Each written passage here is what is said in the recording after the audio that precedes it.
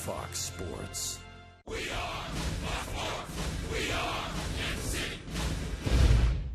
Wasn't a great trip for us in terms of winning baseball games. But back in May, the Royals had a very good trip to New York, which included taking 2 out of 3 from the Yankees. And the Yankees have never faced Felipe Paulino, which looks like bad news for New York. Royals baseball is next on Fox Sports Kansas City.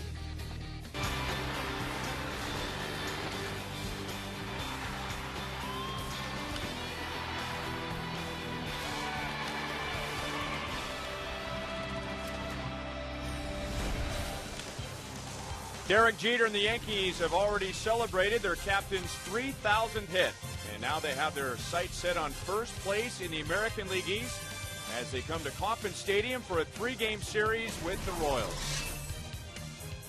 Hi, everyone. Welcome back to Kauffman Stadium. I'm Ryan Lefevre with Royals Hall of Famer Frank White, and it's good to be back to Kauffman Stadium after a difficult road trip through Tampa Bay and Chicago. And Frank, the schedule is just relentless. You come home, and now here you've got the 2 best teams in the league waiting for you. And the good teams usually play well this time of year. They say these are the dog days, and the teams that are going to finish in the top, they get going early, and this is now. But the Royals did have some early success against the Yankees, and they also split 2 with the Red Sox, so it should be a confident team going into this week's games. And they are the top 2 teams in the American League East. Boston is still hanging out in first place in the East, and the Yankees now just a half game behind them. New York's here for 3, Boston's here for 4. Pitchers beware, because the Yankees lead the league in home runs. That's not really a big surprise, but what is a surprise is who leads the Yankees in home runs. Well, you look at Mark Teixeira, you think that would be a name. Robinson Cano would be a name, but it's Curtis Granderson. He's off to another great start. He did have a 30 home run year with the Tigers, but he's at 33 right now with the Yankees, and in that ballpark, that number will continue to climb. And really picking up the slack for New York with Alex Rodriguez, who's on the disabled list because of knee surgery, and we most likely will not see Rodriguez in this series. The last time the Yankees faced a pitcher at Kauffman Stadium they had never seen before, Brian Bullington, remember him? Threw 8 shutout innings to beat New York. It's Felipe Paulino. The Yankees have never seen him, and we'll talk about Paulino when we come back.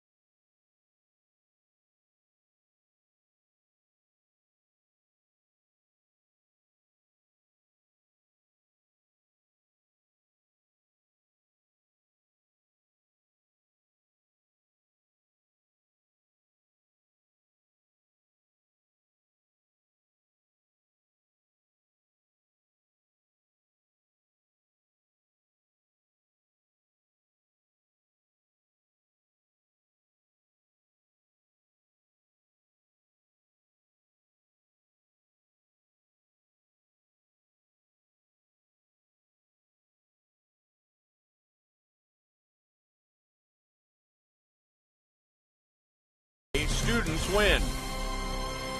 Felipe Paulino against the Yankees tonight. With better run support, Frank, he'd have a better record, but he's had a very good ERA since joining the Royals, and this is his best start. This was against the Blue Jays, another East team. Well, to give you an idea of what he's capable of when he's on, he's able to make his pitches, and he's able to get deep in the game, but the key to him is always going to be fastball command. And a look at the lineup that he will face tonight. Well, Brett Gardner's going to lead this tough lineup off against the Royals tonight, and Derek Jeter just got his 3,000 hit, first Yankee to reach that, and 57 of those 3,000 hits are here at Kauffman Stadium. A look at the Royals defensively, presented by Ram Trucks. Well, Royals outfield continue to play very well, and it's beat Cabrera, Francoeur, and Gordon. And now you got 3 rookies on the infield, and Alcides Escobar will be making his 120th start this season. And Salvador Perez will be catching Felipe Paulino tonight. It's Perez's home debut. The Royals could use some good pitching against New York and some good defense. And even though they lost the series in Chicago, the Royals played excellent defense in 3 games against the White Sox. It's the Royals and the Yankees, and the first pitch is next.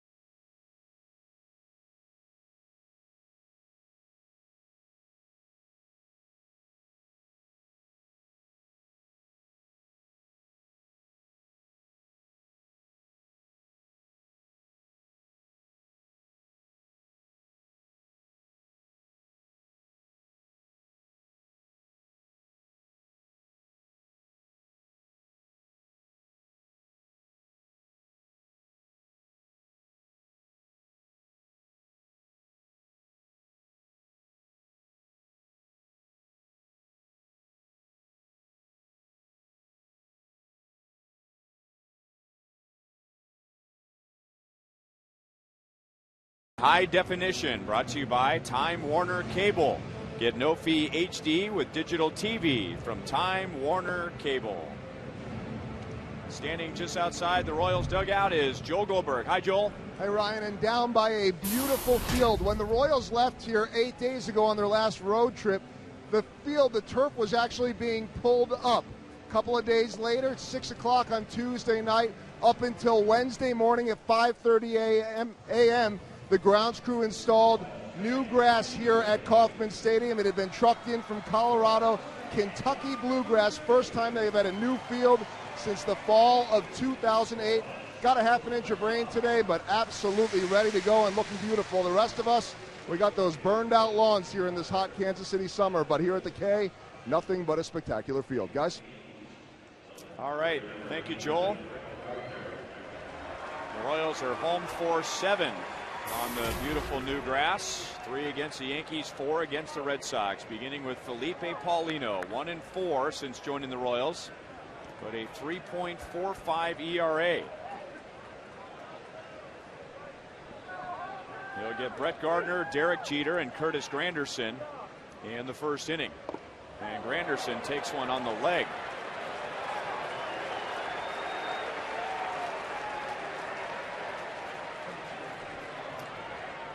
Run support still an issue for Paulino.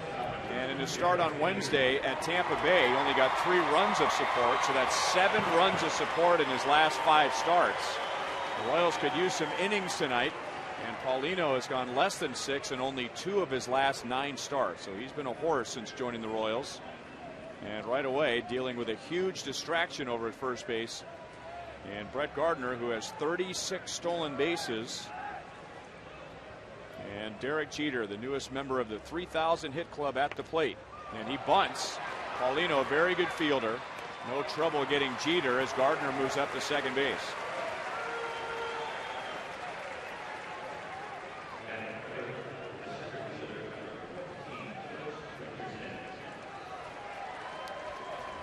It rained all morning and into the afternoon. The forecast is good from this point forward, but it is a very cool 74 degrees, a refreshing 74 degrees. Game started on time at 7:10, and the time and temp is brought to you by the parking spot. Easy to spot, easy to park. The parking spot at KCI.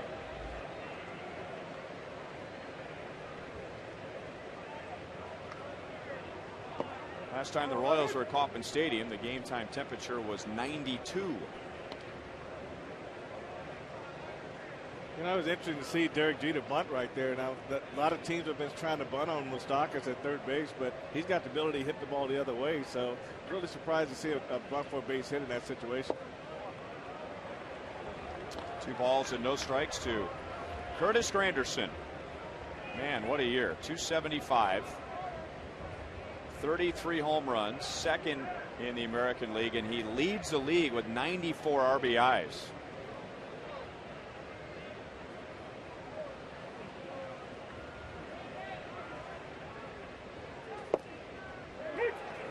Two and one.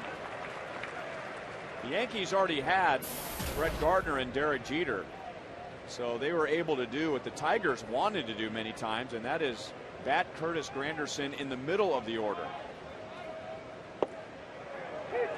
2 balls and 2 strikes. Well, he's got that kind of power, Ryan, and I think that one difference they say he made this year is that he's been able to shorten his swing. The strikeouts are still there at 126, but the ball's in. They say his swing is shorter, and he's making better contact and not missing that pitch when it's down and in. Popped up a mile high, and Moustakas waiting for it. 2 down in the first inning.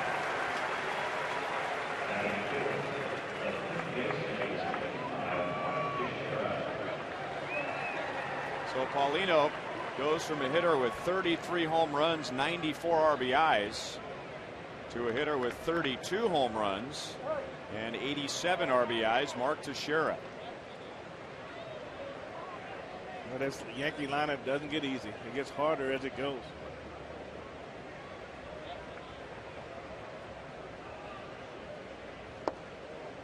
Paulino misses low, 1 ball and no strikes.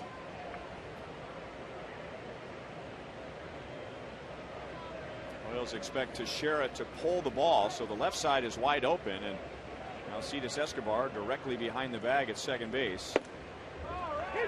1-1.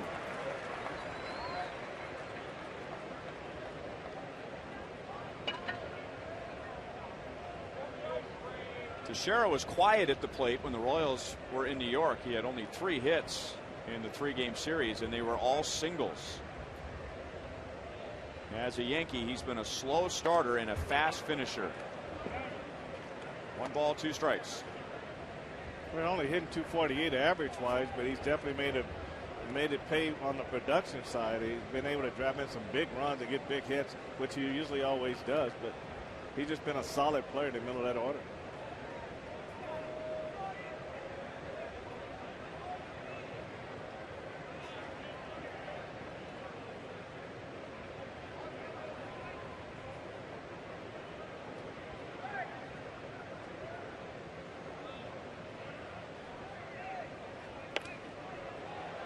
Still 1-2. Excellent power from both sides of the plate. And earlier this year, He had his 12th major league game with a home run from both sides of the plate. That's a major league record. It had been held, the record, by Eddie Murray and Chili Davis.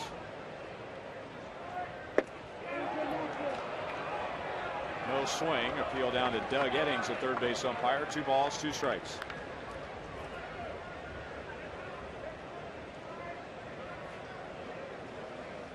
Brett Gardner hit by the first pitch of the game. Derek Jeter bunted it up to second base, and then Curtis Granderson fouled out.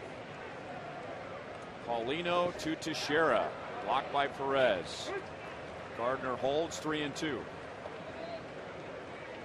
Salvador Perez making his home debut after having quite a big league debut in his first game at Tampa Bay. Got his first big league hit, his first big league RBI, first run scored, picked off 2 runners, had a stretch where he had 7 straight putouts.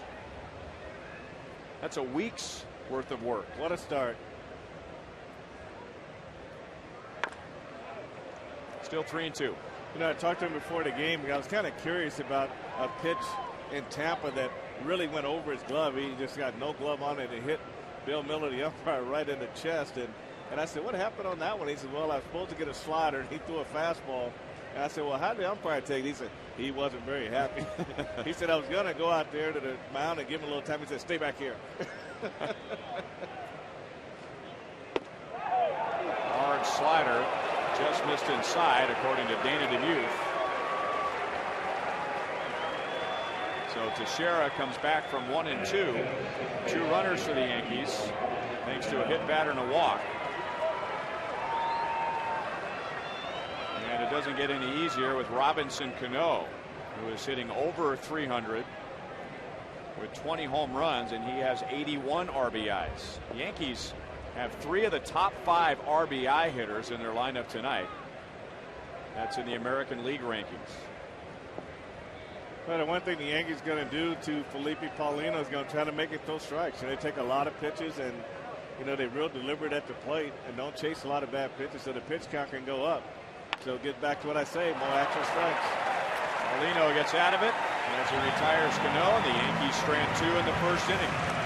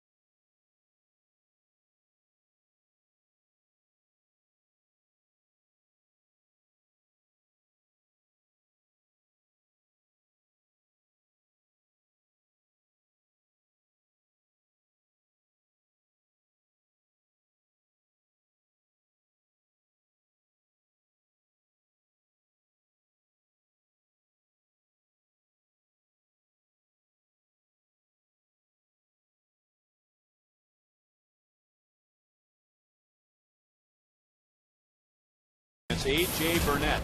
Alex Gordon going to lead things off for the Royals tonight, followed by hot-hitting Melky Cabrera, who was 5 for 13 in the Chicago series, and Eric Hosmer in the number 4 spot.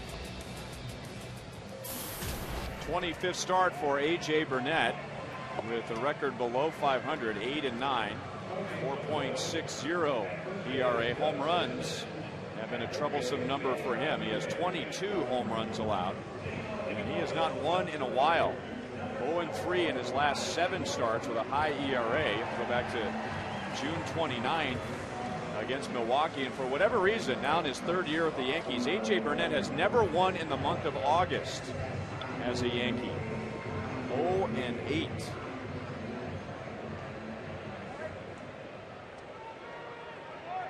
Well, A.J. Burnett's a stuff guy. He's got the stuff to be a big winner, but just can't seem to pull it together. Outside to Alex Gordon, who was just 5 out of 27 on the road trip, and that dropped him down to 298.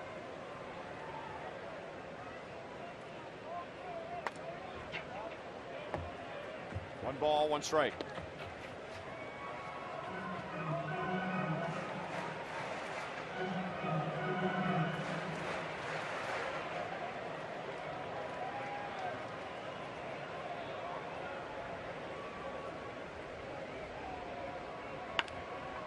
On the ground right side, Cano, a Gold Glover. Everybody on the Yankees infield has won at least one Gold Glove.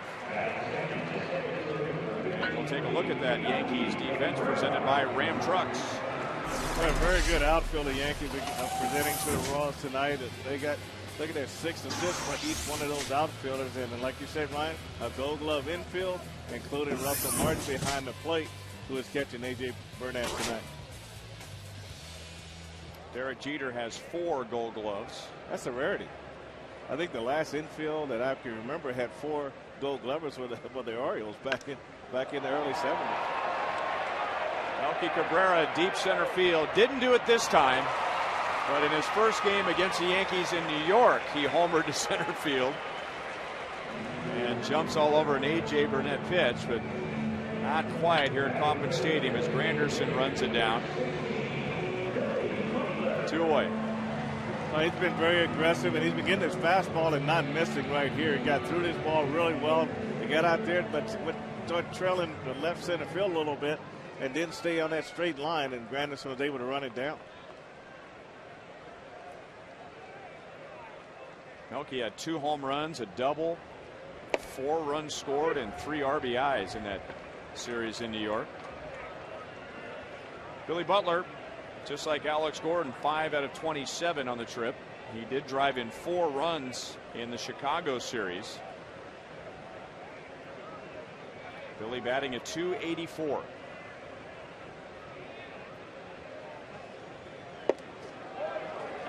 Oh and 2.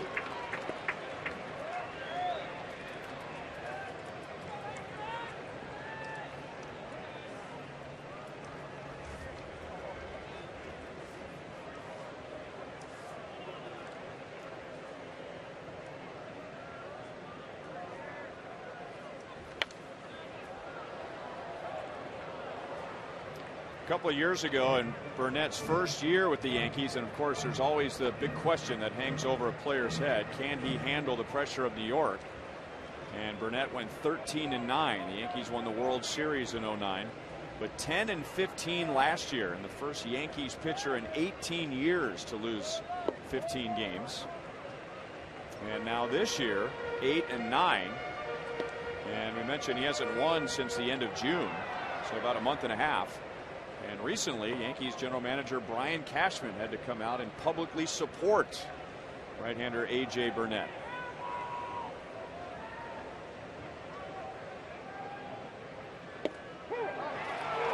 Fastball gets Billy Butler, and the Royals are down 1-2-3 in the first.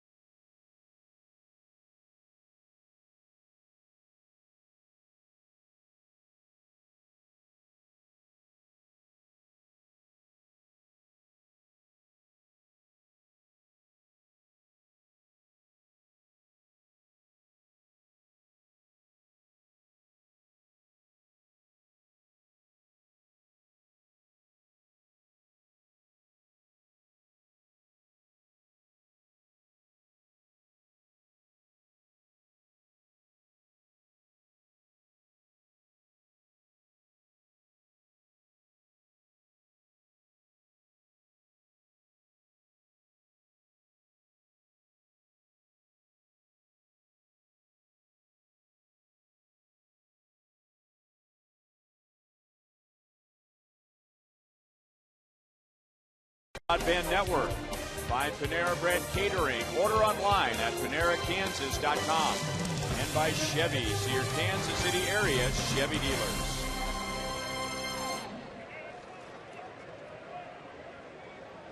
No score to the second inning. Yankees hitting a hit batter and a walk against Felipe Paulino, but Paulino able to get out of it.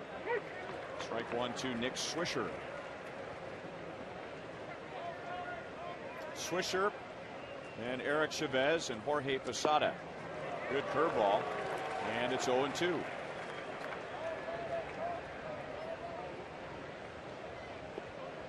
You take a look at this curveball, and this is really a 12-6 on this curveball. You don't see that one very often. Usually kind of goes the other direction, but that was just a straight downhill curveball.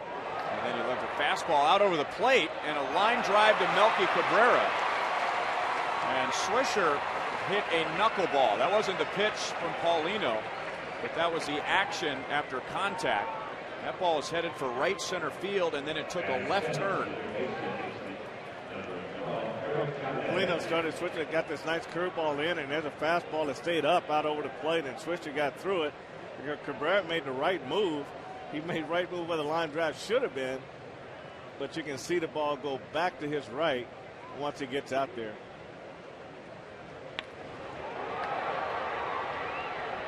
It's like a golfer hitting a fade shot.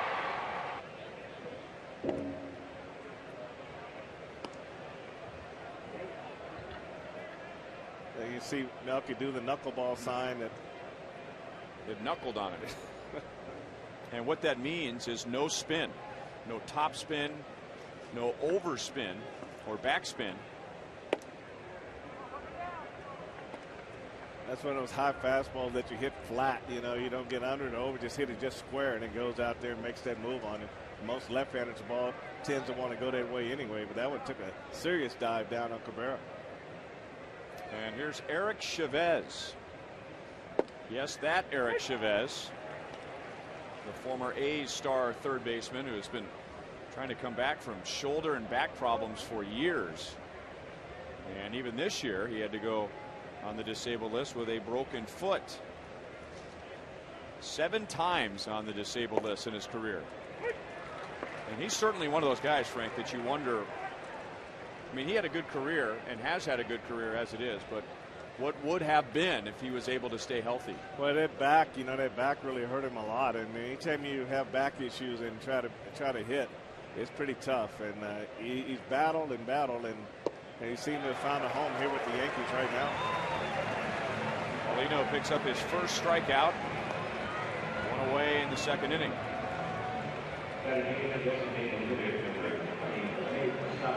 Well, Paulino looks sharp right here. I mean, this breaking ball really looks good, and it's getting on top of it. It's going down and getting some strikes and gets swing.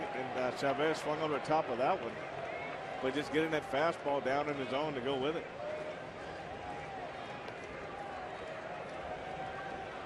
And now the veteran Jorge Posada. And when the Royals were in New York in May, in the middle of May, there was some talk about whether Posada would even survive the season with New York. His batting average was very low. He was starting to lose playing time. On Saturday against Tampa Bay in New York, he had a grand slam and 6 RBIs. Well, that was after being benched for 6 days for a night. It was like 1 for 13, and Joe Girardi, manager, decided to bench him in favor of Chavez in that DH spot. And he took this one a little easier than he took the first demotion. There was a lot of controversy around whether did he take himself out of the lineup. He was in the 9th spot. So never to get the full story on that. But sometimes when you're an older player and you go into a little slump, sometimes things happen, and that had to be a tough thing for Joe Girardi to do.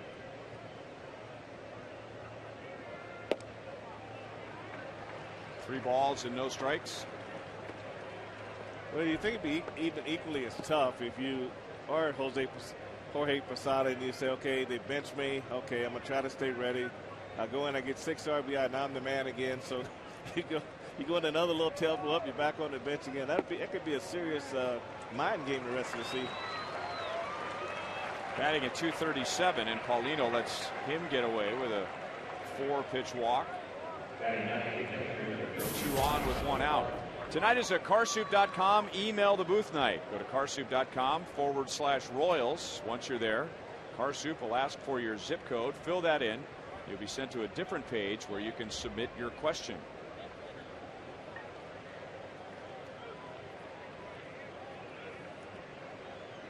Now the Yankee catcher Russell Martin.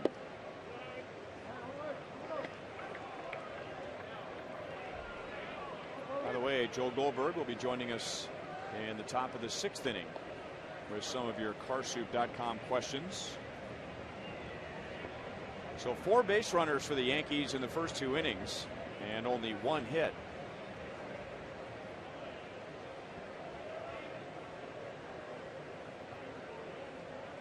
Russell Martin was an all-star this year for the Yankees, 3rd time in his career.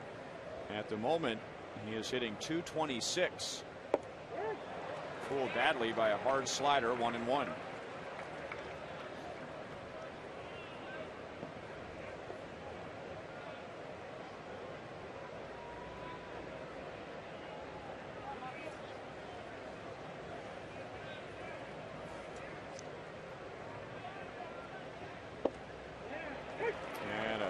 Curve makes it 1 ball 2 strikes. 1 ball 2 strikes on Russell, Nathan, Coltrane, Jensen, Martin.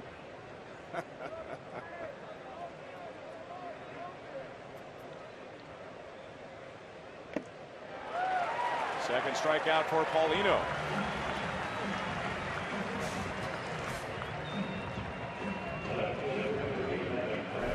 I really pitched Russell Martin well that time with a curveball, and came back with a slider that backed up.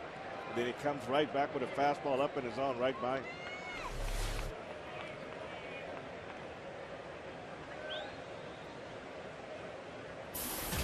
For Brett Gardner with 2 on and 2 out, and Felipe Paulino's first pitch of the game hit Gardner on his right leg. Think he was ready for that? That's probably the last thing you think about, it being the first pitch of the game. Talking to Alex Gordon about leading off, and he said one of the things he likes about it, especially leading off the game, is pitcher's just going to try and jump ahead. He wants to throw a strike, wants to start the game with a strike, and a lot of times you get a very hittable pitch. Yeah, I don't think a leadoff hitter goes to the plate to begin the game and figure he's going to get one down by his ankle. Oh, man. Curveball is in there, and it's 1-1 to Gardner.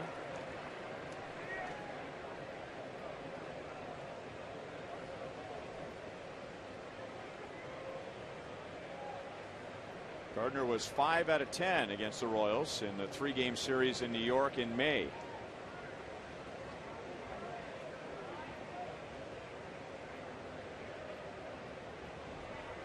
There aren't many of the so-called prototypical leadoff hitters in the game like there used to be, but Brett Gardner would be one of them.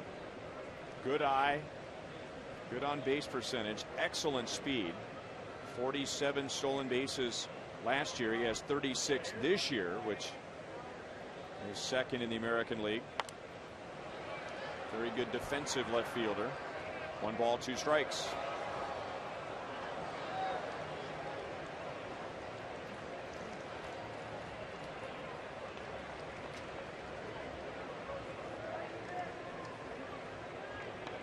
Last year, as mostly a number 9 hitter for the Yankees, Brett Gardner had a .383 on base percentage. So they've been trying to get him to the top of the order. This is his 42nd game leading off for the Yankees. Derek Jeter has led off more than anybody else. Gardner on the ground, up the middle and into center field. Swisher coming around third. Melky's throw is up the line, and the Yankees take a 1-0 lead.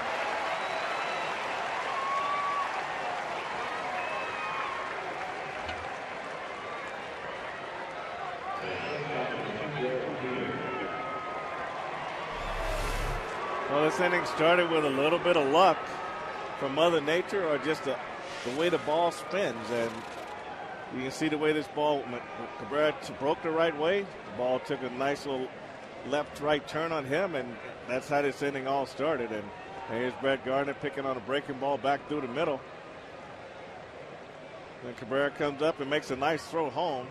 but not in time to get Nick Swisher. Now you see right there, he had to slide across that bat, and that's the responsibility of the next hitter to get up there and get that bat out of the way, because the catcher's not going to move that bat.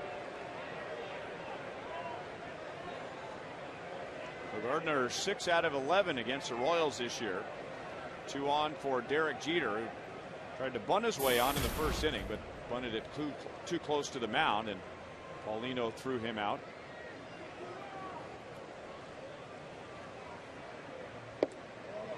Up and in for a second straight pitch. 2 balls and no strikes. Derek Jeter, the 28th member of the 3,000 hit club, did that on July 9th with a home run against David Price, and became the 4th youngest player to reach 3,000 hits.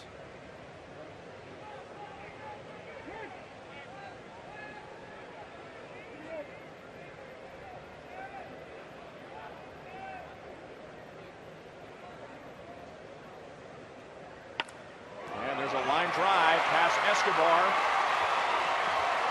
This time it's Posada coming around third, and Yankees take a 2-0 lead. And once again, we go back to that odd line drive off the bat of Swisher. If that ball is caught, which it would have been, without that sharp left turn, the Royals would be out of this inning without any run scoring.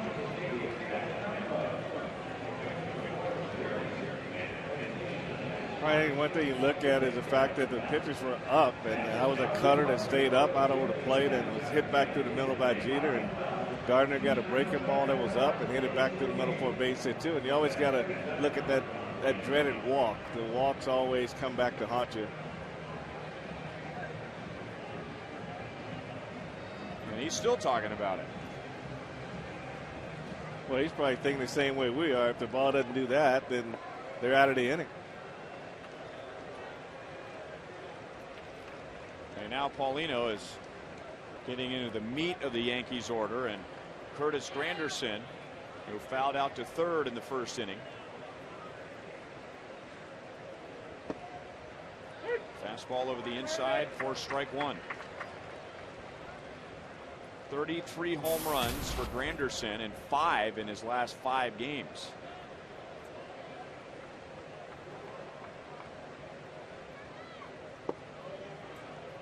One and one. Only Jose Bautista, who hit over 50 home runs last year, has more home runs than Granderson in the league.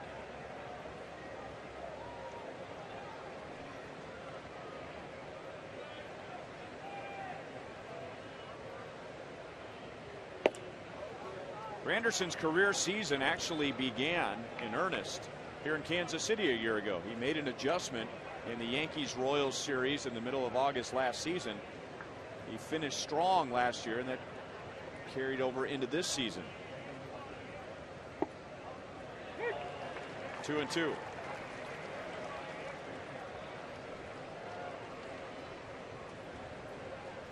They always say good hitters around you make you that much better. You give you a better way of thinking, and you get better pitches to hit, and he just become more of a well-rounded player with the Yankees. Still 2 balls, 2 strikes. One of the real good guys in the game. He's doesn't take very long if you're looking for reasons to pull for Curtis Granderson and dealing with all the pressure of playing in New York. Meanwhile, one of the young players the Yankees traded away, Austin Jackson, was having a Rookie of the Year type season in Detroit. Just missed outside. 3 balls, 2 strikes.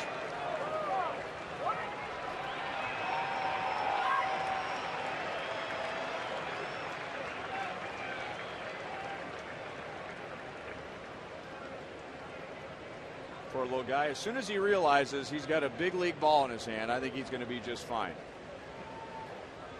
Runners go on 3 and 2. Granderson walks, and they're loaded up. That was the 30th pitch of the inning for Felipe Paulino, and that's what the Yankees do, just wear down the pitchers with a high pitch count.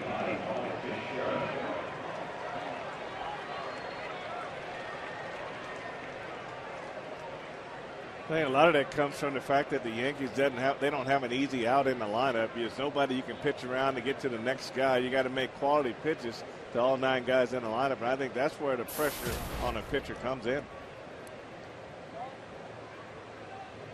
Bases loaded for Teixeira. That's a good pitch. Teixeira walked his first time up.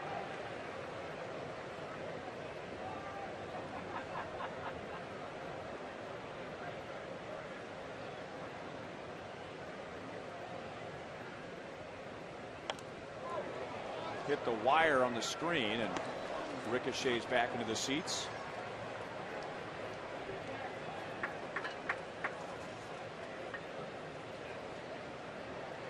Yankees have a very balanced offense. They are second in the league in runs. We told you they lead the league in home runs. They are also tied for the league lead in stolen bases with the Royals. So they come at you in many different ways. It's 1-2 on Teixeira.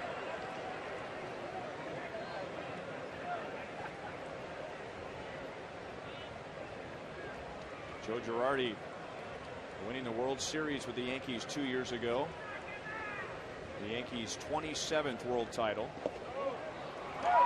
Gardner coming to the plate, and he's out. Very close play. And a risky play. And that ends the inning.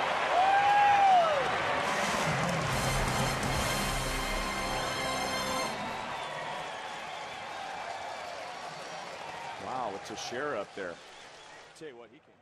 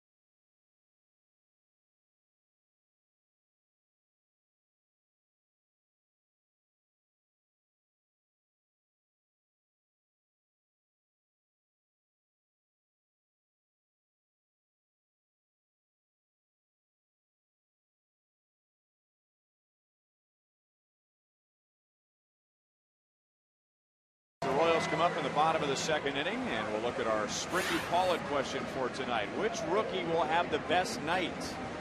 Eric Hosmer, who got his first 2 major league home runs in New York, or Johnny Giavotella, Salvador Perez, and Mike Moustakas, who are facing the Yankees for the first time.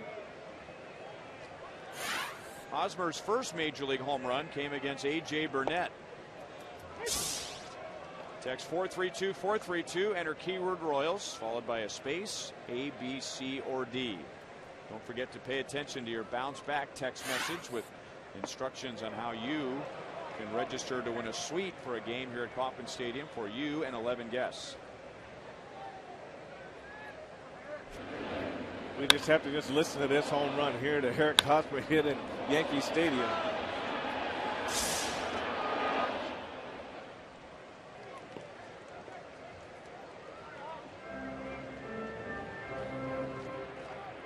Hosmer with 2 home runs, his first major league 3-hit game, and his first major league multi-RBI game in that Yankee series. So he wasn't affected by all the bright lights of Yankee Stadium in New York at all. So what do you think, Frank? Who's going to have the best night of the 4 rookies tonight? Well, I think Salvador Perez is off to a good start so far. I love this right here. When guys go head first, you get hit, you get right in there with them head first, and he does a great job of blocking Brett Gardner off the plate right there. I'm gonna say Salvador Perez tonight. Joel, how about you? Well, I'm going to go with Salvador Perez also because that was an incredible start. That big body just can move and so quickly, however he needs to do it. That was an unbelievable play for Salvador. It's his first ever game at Kauffman Stadium, so there should be some pretty good adrenaline going for the young catcher.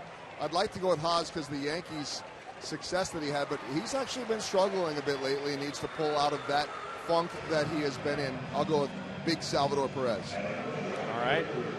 And I am going to go with Mike Moustakas.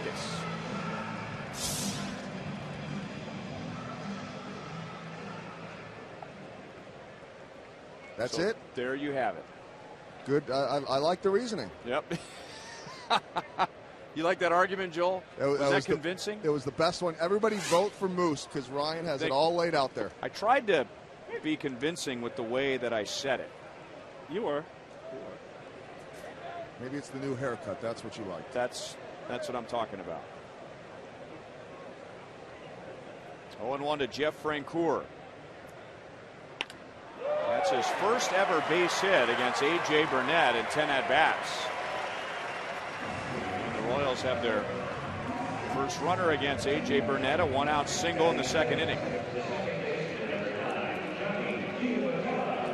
When you look at location of pitches, you wonder why they get hard, and this is why this pitch gets hit hard as a fastball up, out over the plate, and Francoeur meets it right back through the middle.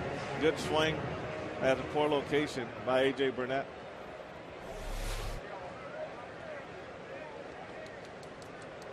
Now Johnny Giavotella, and this is a thrill for him. He grew up following the Yankees, and his favorite player was Derek Jeter. Jeff Francoeur is gunned down by Russell Martin. It's only the 6th time all year that Francoeur has been caught stealing. 2 outs and nobody on. Well, it looks like he got a pretty good jump. Burnett has a high leg kick, but he gets it down pretty quick. And with Russell Martin, you got to give him all the credit right here for a great throw down to second base, and Cano puts the tag on Francoeur.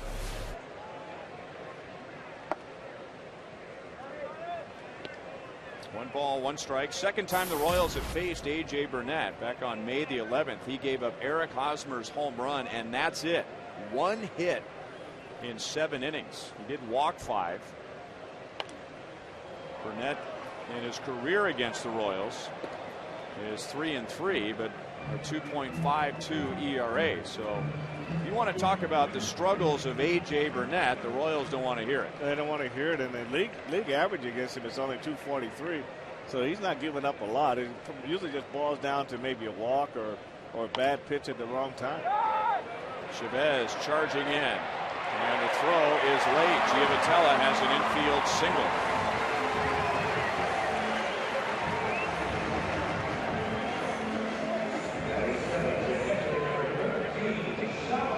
46% going with Eric Hosmer, and that might have something to do with how he played against the Yankees in New York. And Salvador Perez, Mike Moustakas, and Johnny Giavotella. Which rookie will have the best night tonight for the Royals? 4 rookies. So far, Hosmer 0 for 1. Giavotella just picked up the infield single, and now Perez coming to the plate with Moustakas on deck. Perez finished the road trip 4 out of 15. Got his first major league hit on Wednesday. His big league debut against the Rays.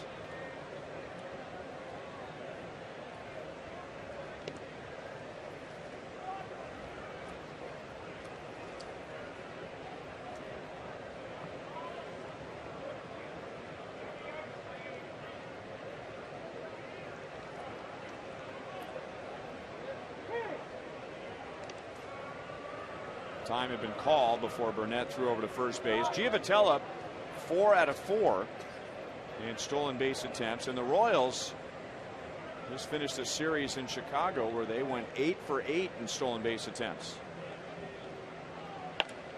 And that's lined to center field, and that'll drop in front of Granderson. So at 2 outs, back-to-back singles for the Royals.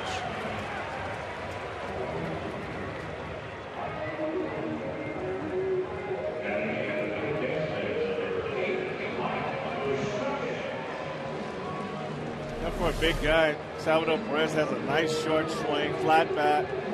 Didn't hit this ball hard, but hit it back through the middle, and it just fell right in front of Granderson in center field. So it's really kind of all about the approach, and the Royals do feel in time he's going to hit for some power. At the knees for a strike to Mike Moustakas. Let's go back to Joel. Guys, Johnny Giavotella is at second base and just had a chance to introduce himself to Derek Jeter. That's a big deal because he was a huge Derek Jeter fan as a kid. At 6 or 7 years old, he saw a Derek Jeter jersey at the sporting goods store. His mom bought it for him. That was always his favorite player. We asked him what he would say to Jeter when he got out there, and he said, I don't know, I might be choked up. This is surreal, but then I'll say hi, and it's a pleasure to be on the same field with you.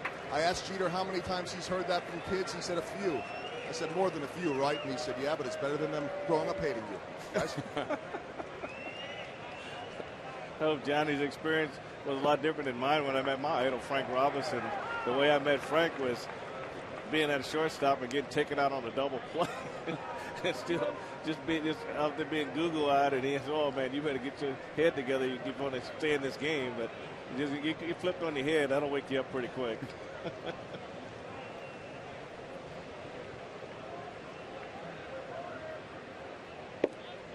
3 balls and 1 strike to Moustakas. All right, that's one of the things of a young player coming in this league like Johnny Giavotella. You grow up idolizing certain guys, and all of a sudden you see yourself on the same field with them. And as a young player, the number one thing you have to do is convince yourself that you belong at this level with these same guys. And once you get that accomplished, then your career kind of takes on a whole new look to you. But it's a strange feeling when you see a guy, you're standing next to a guy that you've idolized on TV and read about and listened on radio, and all of a sudden he's rubbing shoulders with you. So you got to believe that you belong there with him to get your career going the right way. Full count with 2 outs. Royals will be running. And Moustakas hits a line drive right to Jeter. So the Royals strand 2. Yankees lead 2-0.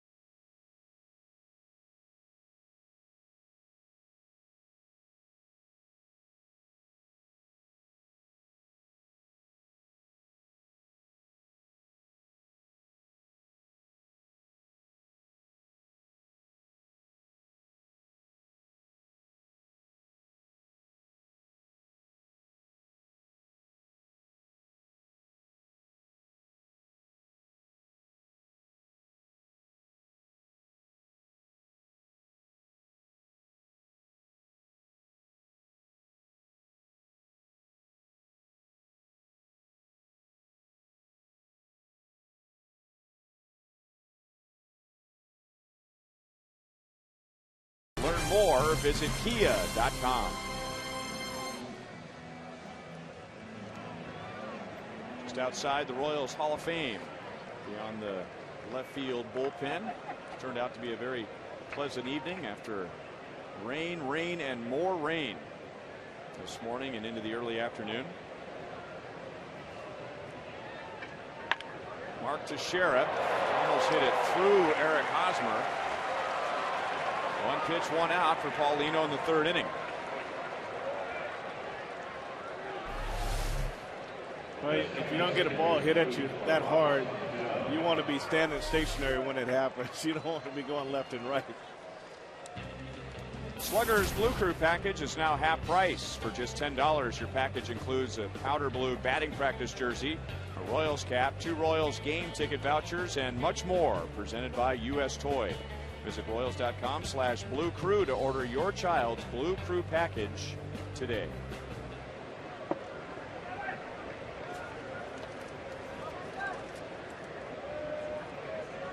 Robinson Cano with 2 on, 2 out in the first inning, grounded back to Paulino. Stroke to center. Back goes Melky all the way back, and it's off the padding. Cano's into second base with a double. Boy, does he have a nice, easy swing, but a lot of power behind that nice, easy swing. You know, sometimes he looks like he's out front, but he's got those hands back, and he pops them right at the last minute. That's a slider right there, and he just does a good job of just getting all over that pitch.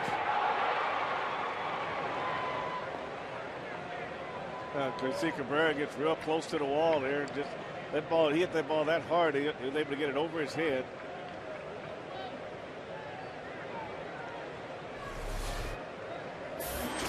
First double for Cano. And it brings up Nick Swisher, who hit a. Now hang with me here on this one, everybody. Nick Swisher hit a line drive into right center field for a base hit to center.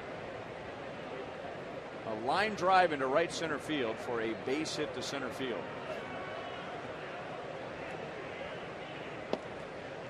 Outside, 1 ball, 1 strike. How else would you describe it? Swisher. That was a key play to the inning. I mean, you won't see many baseballs react like this. There's your line drive to right center for a base hit to center.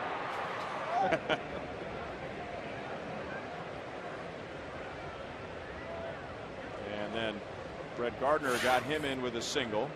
Derek Jeter added an RBI single, and now a smash to Moustakas. He's got it on a hop and throws out Swisher 2 down.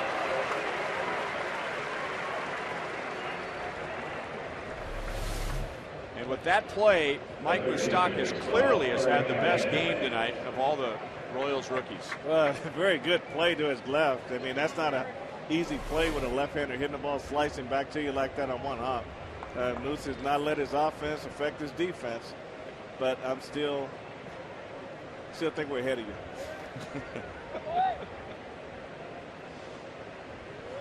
Paulino struck out Eric Chavez in the second inning.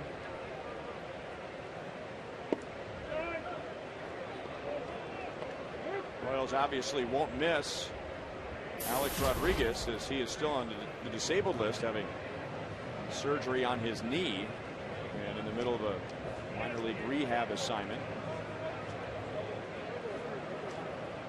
Alex Rodriguez has 45 career home runs against the Royals. Only Jim Thome has more home runs against KC.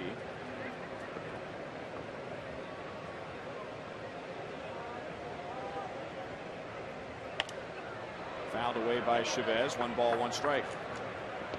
Remember, you can follow every Royals game through Game Connect at FoxSportsKansasCity.com. And as you watch the game on TV, you can join the conversation about the game on Twitter. Track trends and stats at Game Connect at FoxSportsKansasCity.com.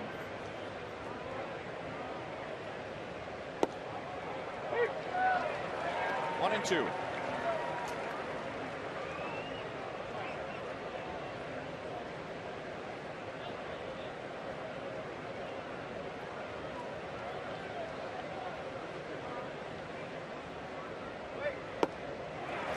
Time that Paulino strikes out Chavez. Yankees are scoreless in the third.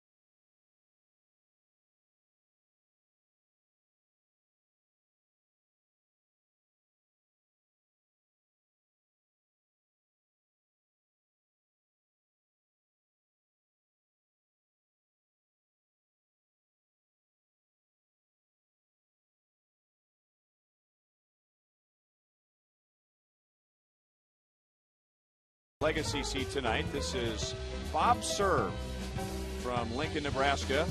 He played for the Yankees in the 1950s before coming to Kansas City to play for the A's. And in 1958, he had 38 home runs for the A's, playing part of the season with his jaw wired shut from an on-field collision. He still holds the record for most homers in a season by a major leaguer playing for a Kansas City team. Also served in the Navy during World War II and later coached several college and semi-pro players to the big leagues. So Bob Serve, the Royals, the Yankees, and Fox Sports Kansas City congratulate you on this special honor.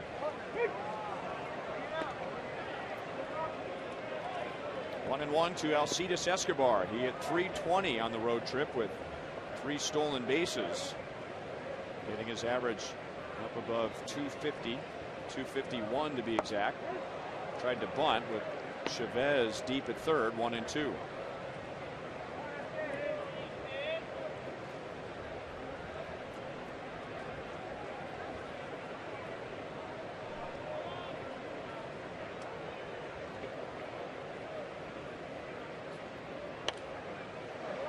Still 1 ball, 2 strikes. A.J. Burnett retired the side in order in the first inning.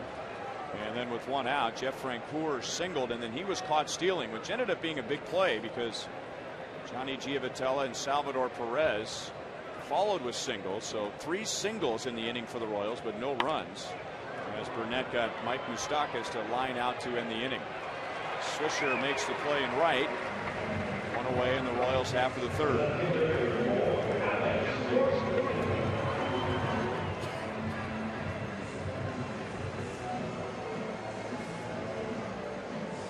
34-year-old A.J. Burnett out of North Little Rock, Arkansas, originally out of the Mets organization. 10 years ago, he pitched a no-hitter, pitching for the Marlins against the Padres with a major league record 9 walks. It's the most walks in a no-hitter in history. And that line alone explains the tag that he's always had, effectively wild. Fouled away by Alex. No balls, 2 strikes. He grounded out in the first inning.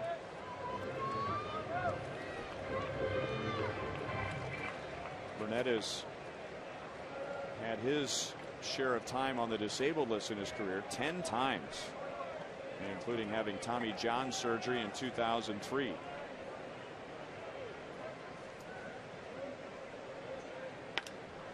Alex serves it to left field near the line, and Gardner, a very good defensive left fielder, runs it down.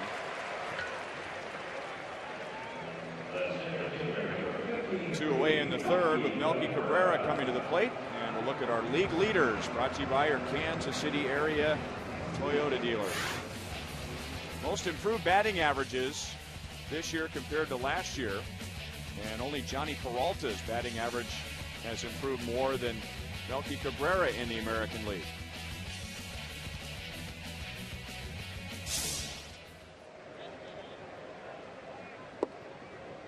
Now the third guy in that list, Adrian Gonzalez, was a player still considered in his prime, but there were many in the baseball world that figured that Melky Cabrera and Johnny Peralta were slowly fading away. Yeah, that's for sure. And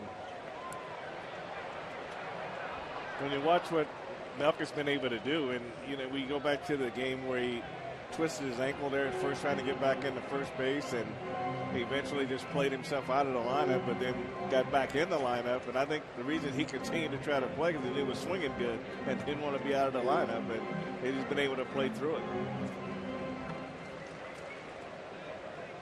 There were times during the Chicago series where it still looked like that ankle was bothering him. By going to that turf down there in Tampa Bay, that didn't feel too great there either.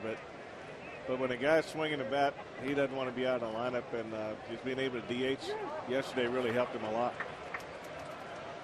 Melky strikes out, didn't run to first. The Yankees throw him out, and that's the inning.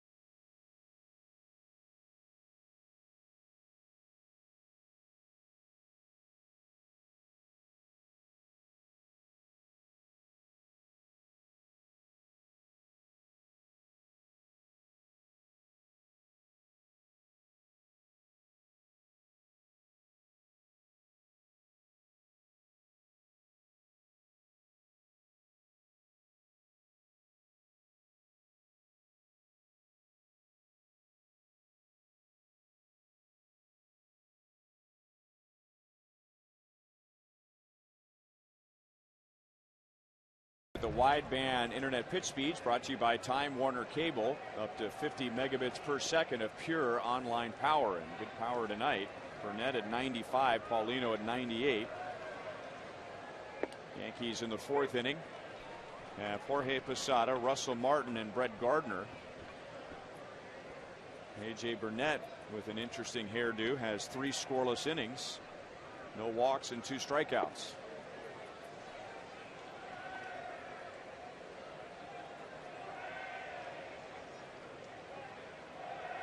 Posada walked with 1 out in the 2nd inning and scored one of the 2 Yankee runs in that inning.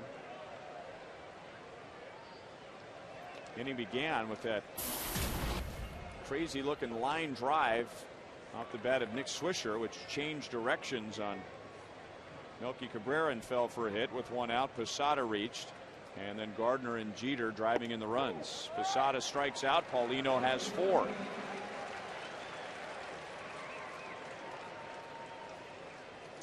Every Wednesday is Ink Student Night and Local Music Showcase at Kauffman Stadium. You'll get a $7 game ticket, pregame happy hour specials, and enjoy one of KC's best bands. And coming up the day after tomorrow, it's music from the Good Foot before the Royals and Yankees wrap up their series at 7:10. Back to Paulino. 2 up, 2 down. Russell Martin is 0 for 2.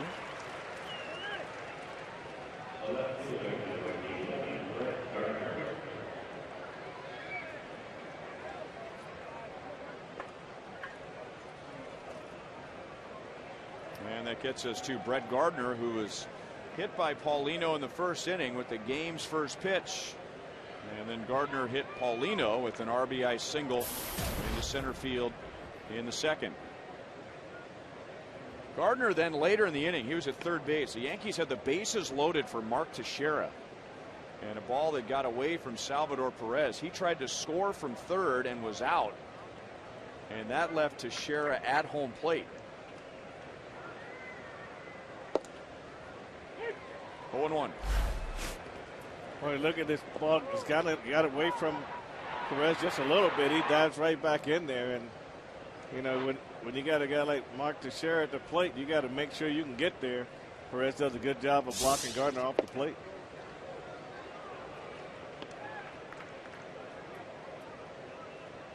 Also a dangerous play, too, going in head first like that with his hands. I mean, that's got broken finger, dislocated finger, jammed wrist written all over it. Well, when you first step into major league in the professional baseball, they tell you never slide head first in the home plate, but players don't listen. You ever slide head first in a home plate? Well, I can't remember. Not very often if I ever did it. Other bases I did, 2nd base and 3rd base, but I would say not at home plate. The catchers back then loved it when you came hit first in the home plate. That you'd be wearing shin guards. I was gonna say, might put a knee into you. They were a little bit on the physical side back in those days.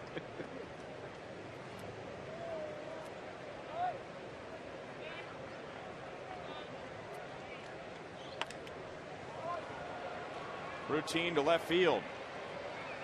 And the best inning for Felipe Paulino, a 10-pitch scoreless 4th.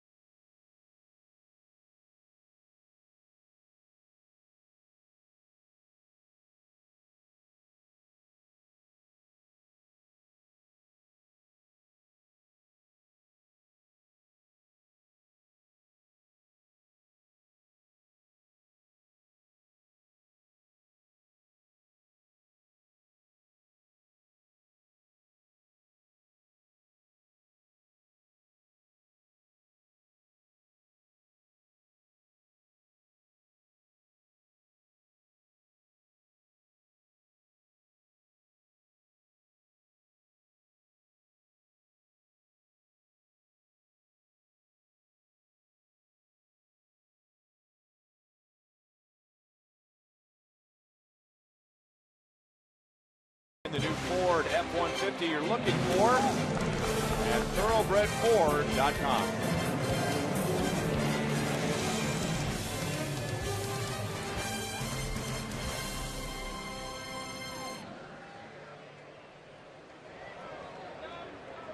Two nothing Yankees. Royals coming up in the fourth inning. 3 hits, no runs against A.J. Burnett. 3 straight hits coming in the second inning, but a runner caught stealing and a line out also mixed in, helping out Burnett. He struck out Billy Butler with a fastball back in the first inning. Burnett has 2 strikeouts, no walks.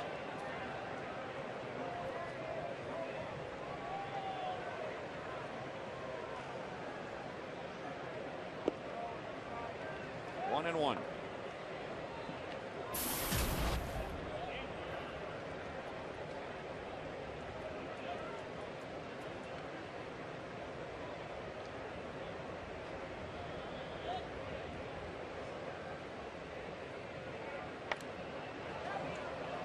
One ball, 2 strikes.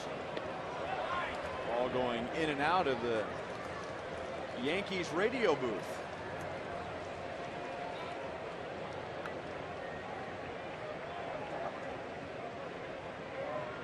John Sterling, Susan Waldman sending the game back to New York. Jeter to the middle. Billy Butler is 0 for 2. Coming up tomorrow, Billy will be at IV, located off of I-29 and 64th Street from 12:30 to 1:30. They'll be signing autographs and distributing free cans of Pepsi Max to the lunch crowd.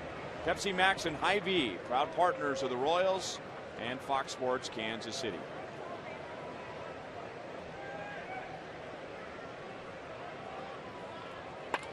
Hosmer with a shot up the middle, past Jeter and into center field. He is 1 for 2.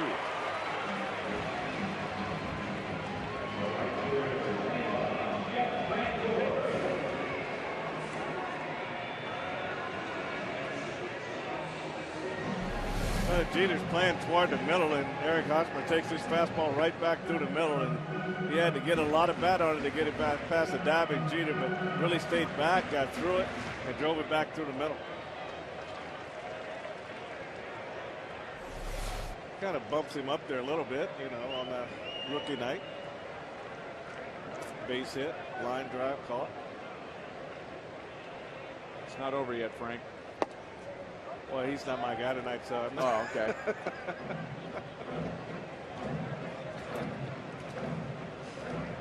He'll make us pay for that. Francoeur singled in the second inning. He had been 0 for 9 against A.J. Burnett.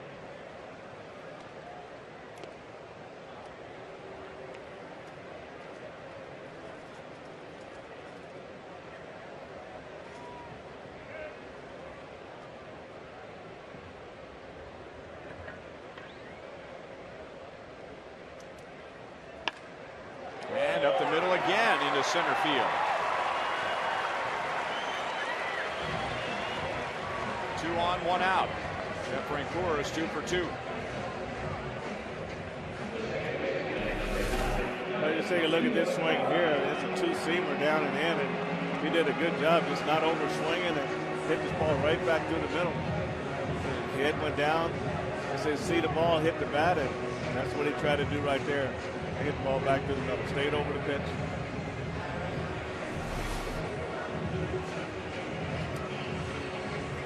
The Royals and Fox Sports Kansas City present our 3rd University Day game with K-State Day at Cochran Stadium on Sunday. All Wildcats fans are invited to take advantage of special ticket prices and join us for special pregame activities. Go to Royals.com/K-State for more information. Johnny Giavitello with 2 on, 1 out. He had an infield single in the second inning.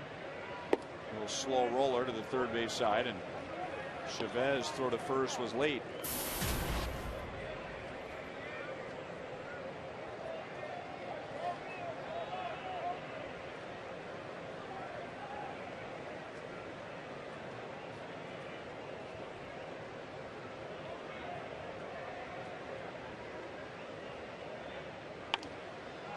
ground to Chavez.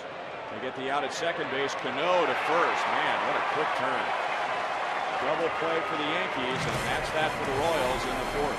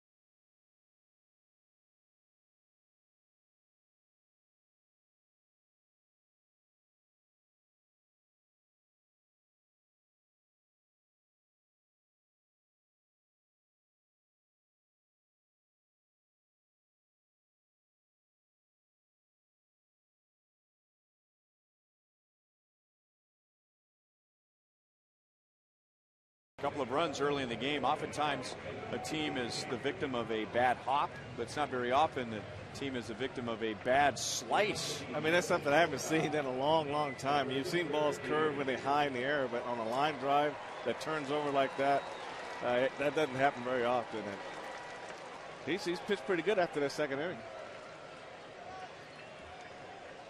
Gardner and Derek Jeter, who bats now, have driven in the runs for the Yankees.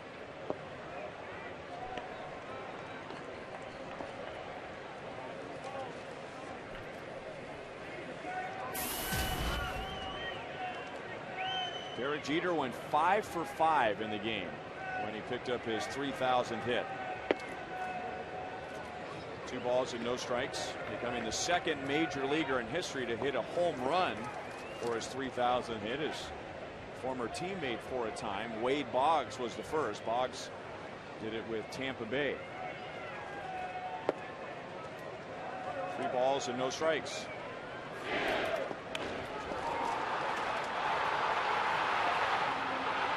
And a guy who normally doesn't hit home runs did it with a home run.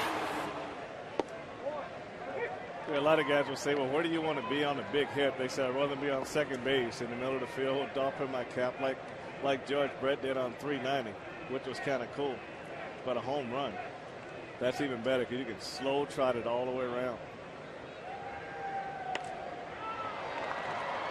Lifted to right. Francoeur was shallow. So Jeter's 3,000 hit was the first major milestone of the year. The second, Jim Thome hit 2 home runs tonight for the Minnesota Twins. So congratulations to him. One of the great ambassadors of the game. 600 in his career. And Minnesota leads at Detroit 9-6. I wonder which one of them was an absolute bomb. How about both of them? Another interesting storyline from that game, Delman Young, before the game, was traded from Minnesota to Detroit. And Minnesota is in Detroit, so he just walked over to the other clubhouse. And in his first at-bat against his former team, hit a home run. Homered against Francisco Liriano.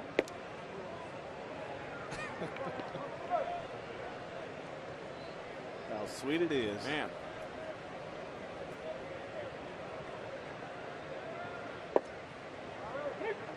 Three and 1 to Granderson. He has walked and fouled out to third.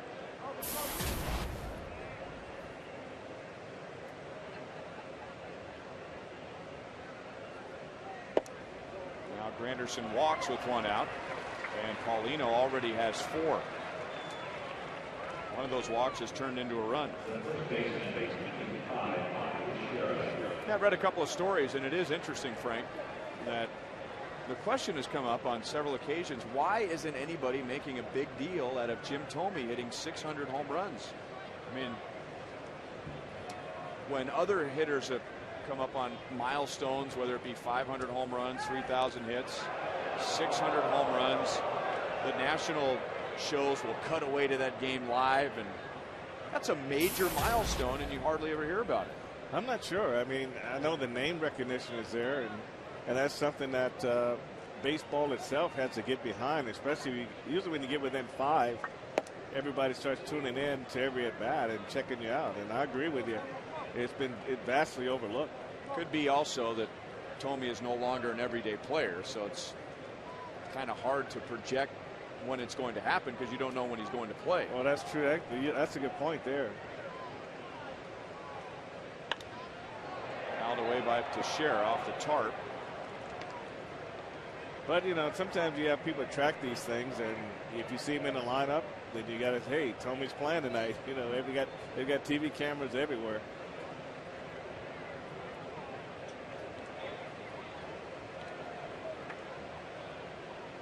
.600 home runs. It's hard to believe.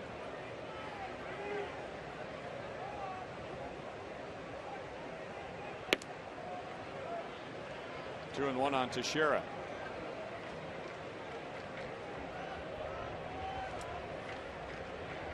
Teixeira walked in the first and then was standing at the plate when the Yankees had the bases loaded, 2 outs in the second, but Brett Gardner, trying to race home from third base on a ball that got away from Perez, was tagged out.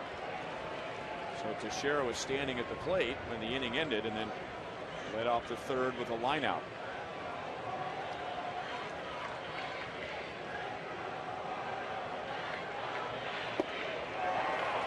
Three and two. Oh, real good slider by Polina right there.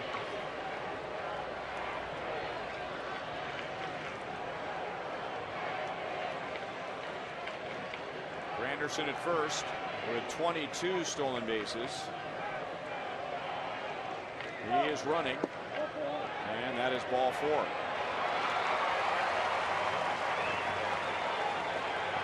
Five walks for Paulino in less than 5 innings. Official 2012 All-Star gear is now available at the Majestic Team Store at Kauffman Stadium. The team store is open throughout the homestand, so come and get your All-Star gear today or tomorrow.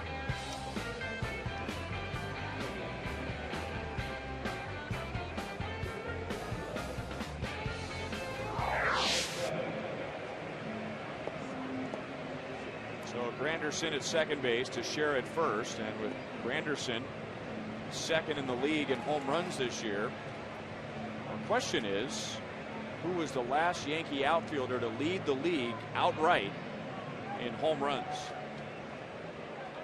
So I guess I would suggest that there has been a Yankee outfielder recently who is tied for the league lead in home runs.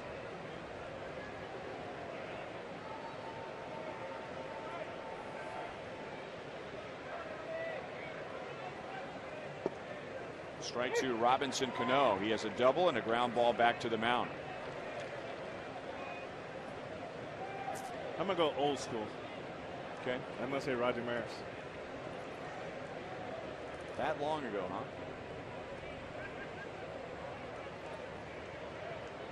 Of course, Reggie Jackson, Dave Winfield.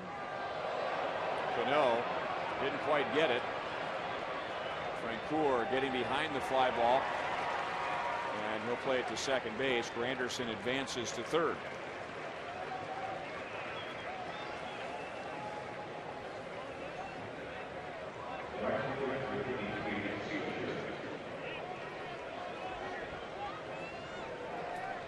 Good question. It is.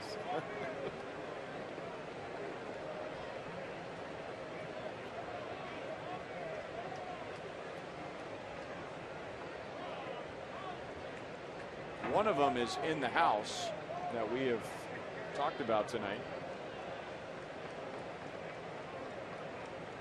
Wow. Frank White, ladies and gentlemen. Ball one to Nick Swisher. Now, you didn't hesitate. You didn't run through a few different names. You went right to Roger Maris. 61 home runs.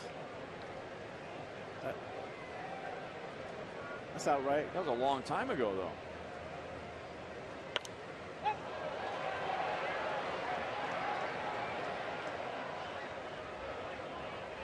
One ball, one strike on Swisher.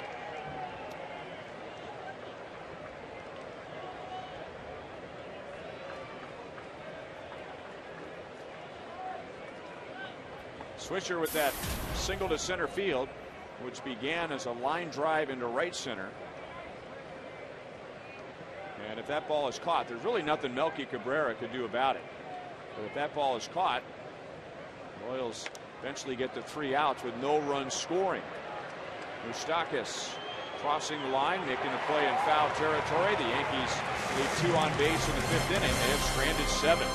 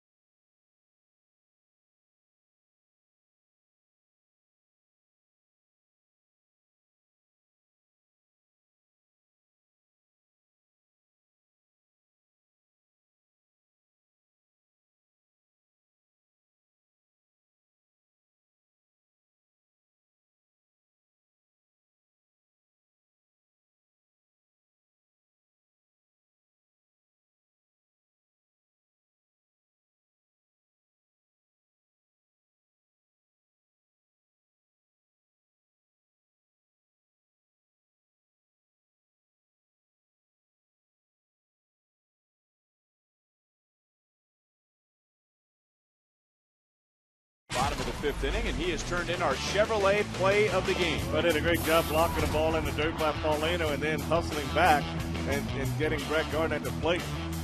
So he goes head first. Gardner goes head first. Salvador Perez wins the battle.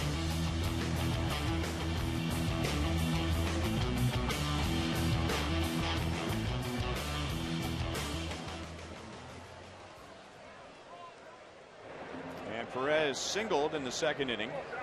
That put runners at 1st and 2nd with 2 outs, and then Mike Moustakas lined out to short.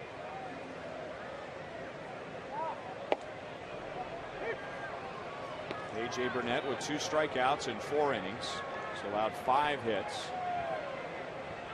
No walks.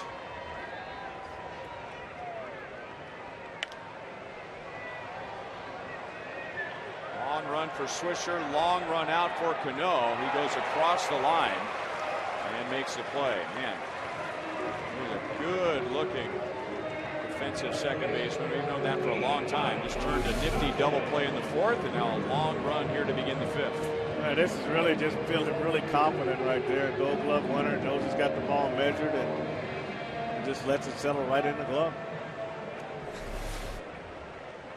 Now, he made that look really easy. That's not easy, right? He made it look a lot easier than it really is, that's for sure. I mean, it would be easier to run a little harder and catch it up above your head, right? I mean, that's why he is who he is, but that is a tough play made to look very easy. Yeah, that's a long way to go, and you got to make sure you're under the ball, too. And then, I mean, just to catch it with the ease that he caught it, it just shows you how confident he was in getting to that pop-up and making a play. 2-0 on Mike Moustakas with a line out and a very good play at third base. So far, he has had the best night of all the rookies. But 34% are going with Salvador Perez. Can't explain it. 3-0. That's not true. Frank and Joel went with Salvador Perez. I went with Mike Moustakas.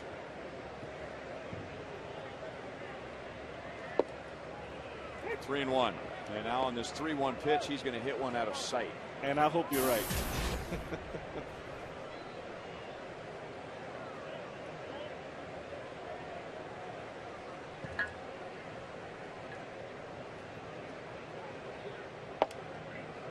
On this 3-2 pitch, he's going to hit one out of sight. Wasn't the pitch he was looking for, Frank? No, 3-1. If it's not your pitch, you take it. But now you got to expand your zone a little bit on 3 and 2. Base hit into right field. That's a clincher. 1 on, 1 out. That puts an end to an 0 for 13 for Mike Moustakas. On Friday, the Royals will be playing the Red Sox. That's game 2 of 4, and it's a Friday night fireworks. 7:10 game with Boston. Be sure to stay after the game for another great fireworks show presented by Hy-Vee and Pepsi.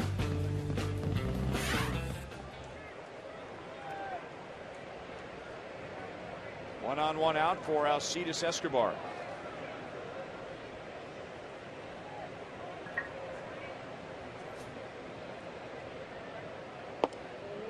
Riding inside, ball 1.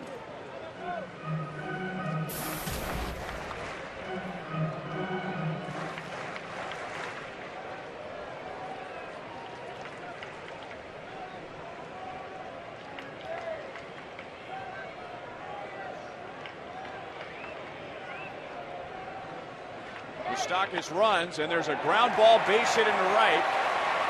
Swisher was shallow in right field. How often do you see that?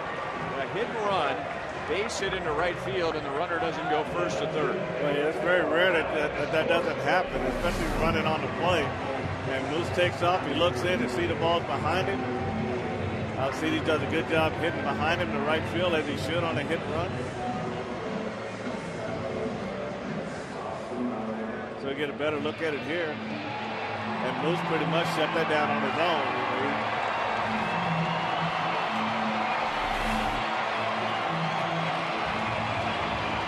On one hand, a perfectly executed hit and run, not the perfect result.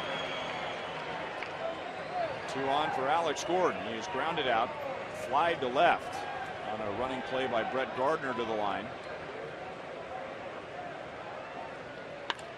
And that's grounded through the right side.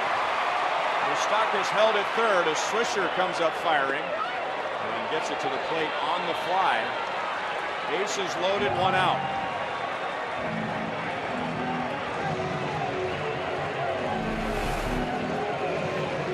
Changeup. Alex goes down and hit it off the end of the bat, and hits in that good spot between first and second.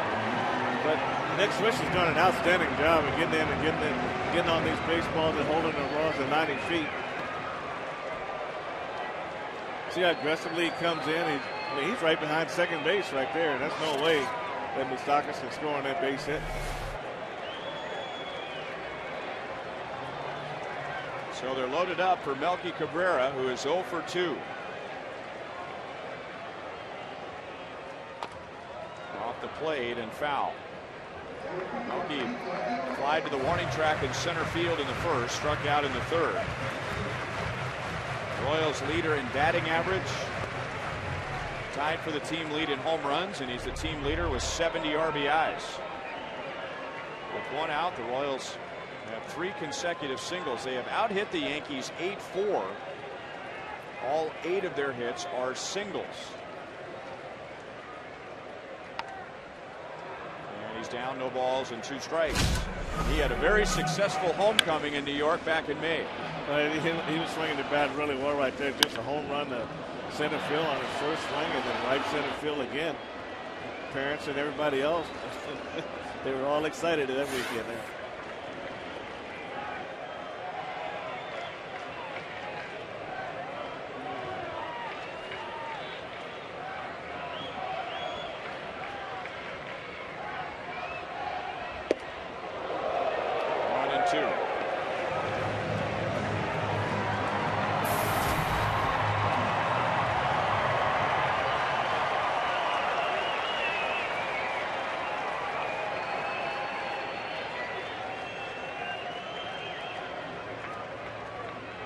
Yeah, that pitch right there was definitely designed to change the eye level of Cabrera, and I could go back in with something off speed.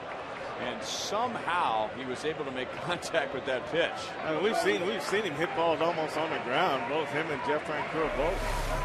I mean, this is a pitcher's pitch all the way, and you can see how far out front he gets to put this ball in play in a foul territory.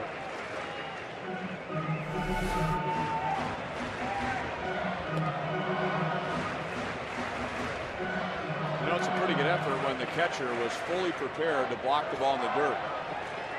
Not even thinking about catching the ball, just trying to get his body in front of it. Bases loaded, 1 out. 2-2.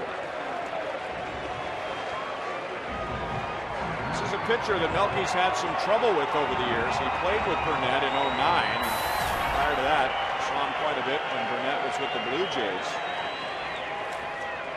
Melky 2 hits and 21 at-bats against Burnett. He has 2 career grand slams.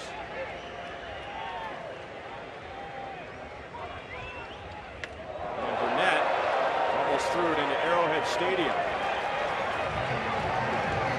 Russell Martin got to see if his shoulder's out of socket on that one. I mean, that to be able to react to that high fastball that quick, that's some good athletic ability there. I mean, my goodness. That's probably the last place you expect this pitch to go is right there.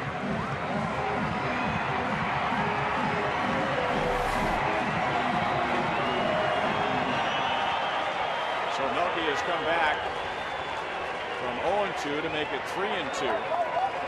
Well, it seems like Burnett's fastball command hasn't been there, but his breaking ball command is.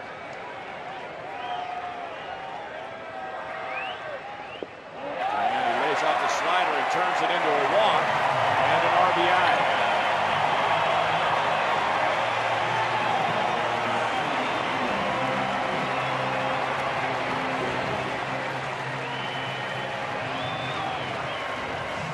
That's a very tough and very good at bat by Melky Cabrera. Larry Rothschild is the Yankees pitching coach, former manager of the Tampa Bay Devil Rays. So Burnett's first walk tonight comes with the bases loaded, and now the tying run is at third, go-ahead run at second. And the Yankees will try and figure out what to do with Billy Butler. Tonight's copyrighted telecast is presented by authority of the Kansas City Royals and may not be reproduced or retransmitted in any form. And the accounts and descriptions of this game may not be disseminated without the express written consent of the Kansas City Royals Baseball Corporation.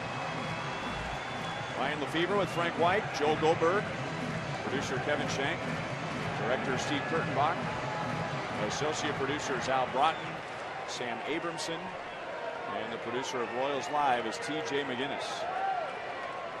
So a 1-run game, and now Billy Butler with the bases loaded. He is 0 for 2 so far tonight against Burnett. Set up outside, but missing outside, ball 1.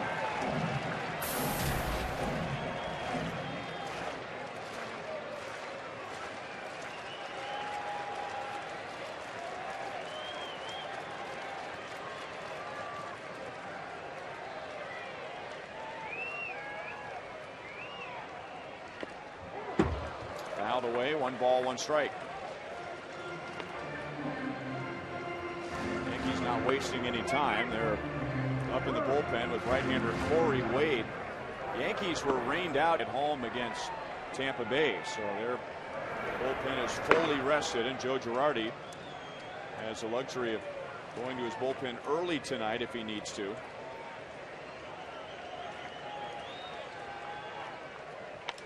Billy with a line drive, base hit into right field. 2 runs are going to score, and the Royals take the lead in the 5th inning.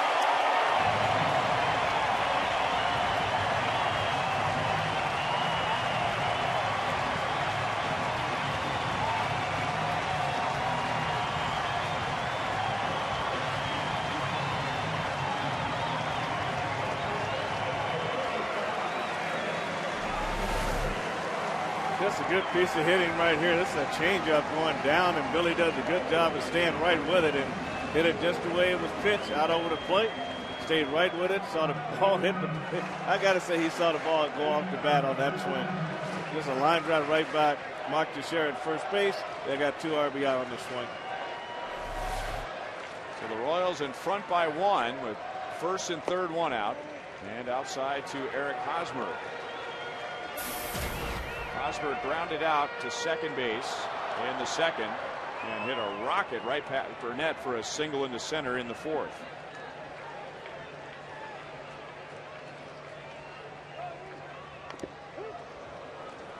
One and one.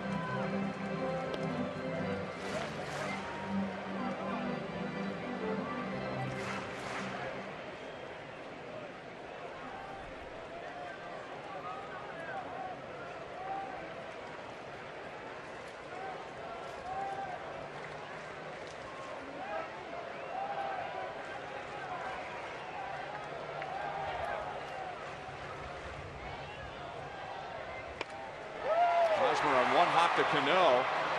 The Jeter 1 and a double play. The second double play turned by the Yankees. The Royals come up with 3 in the 5th to take the lead.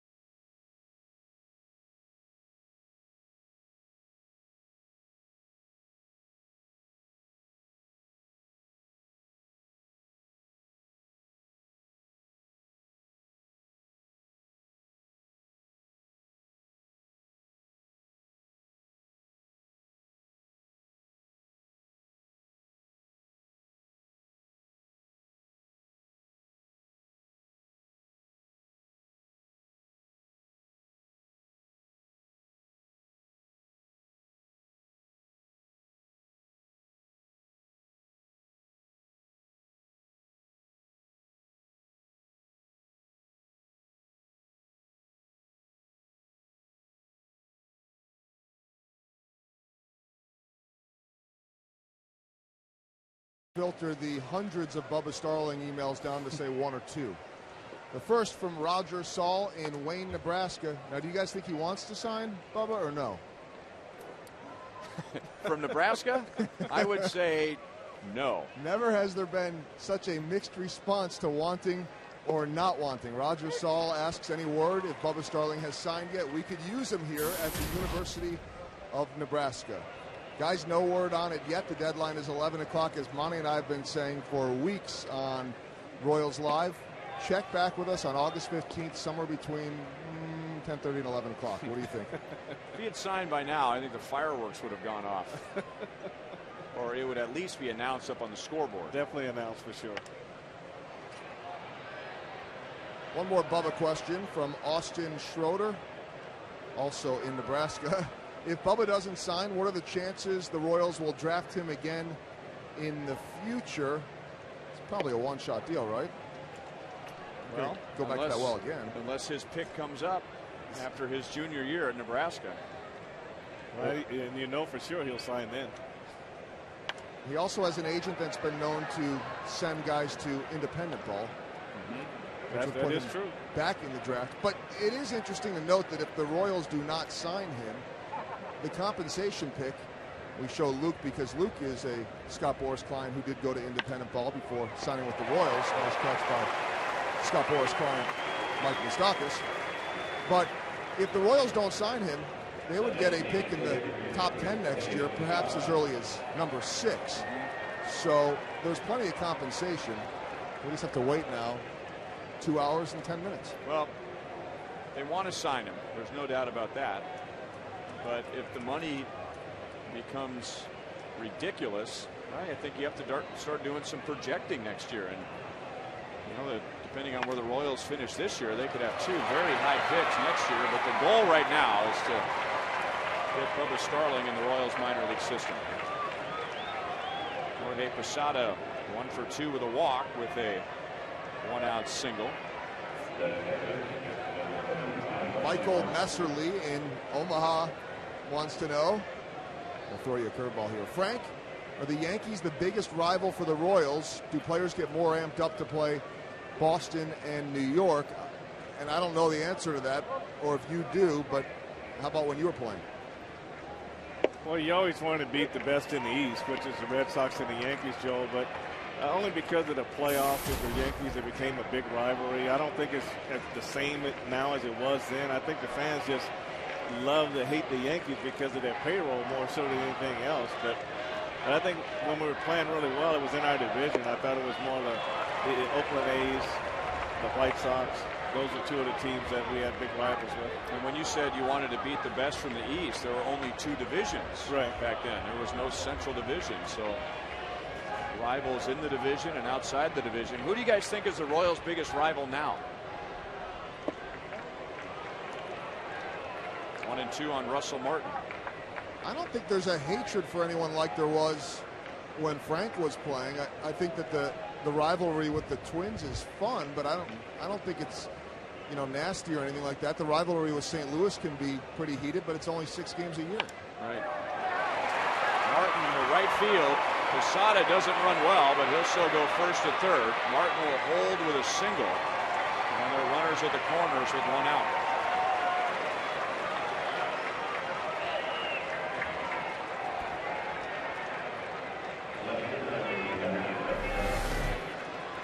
This is just good hitting right here in the middle. Martin doesn't try to pull it. Goes to right field. The line drive right over Posada's head. At first base, he goes first to third. Francoeur does a good job keeping it out of the corner and keeping Martin at first base with a single. Tim Collins warming up. This is what the Yankees do. Remember, we talked about how they can really work a pitcher's pitch count. Paulino is at 103 with 1 out in the 6th inning.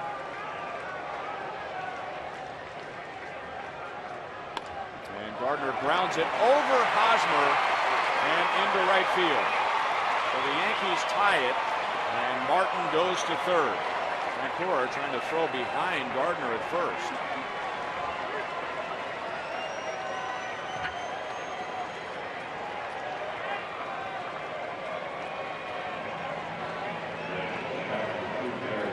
Gardner has his 2nd hit and his 2nd RBI tonight. I mean, this ball, he just gets right on top of this ball, creates some top spin, and goes over Hosmer's head at first base. Francoeur does a good job getting over, but look at this throw back to first base. That's when Francoeur brings it back in. You know, Gardner's getting back into first. He actually tries to hop over this ball, but the ball actually hit the bag, and then it came up and hit Gardner.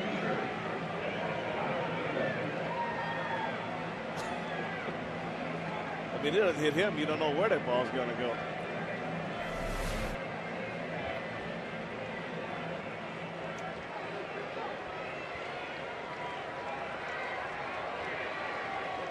Derek Jeter has driven in a run with a single.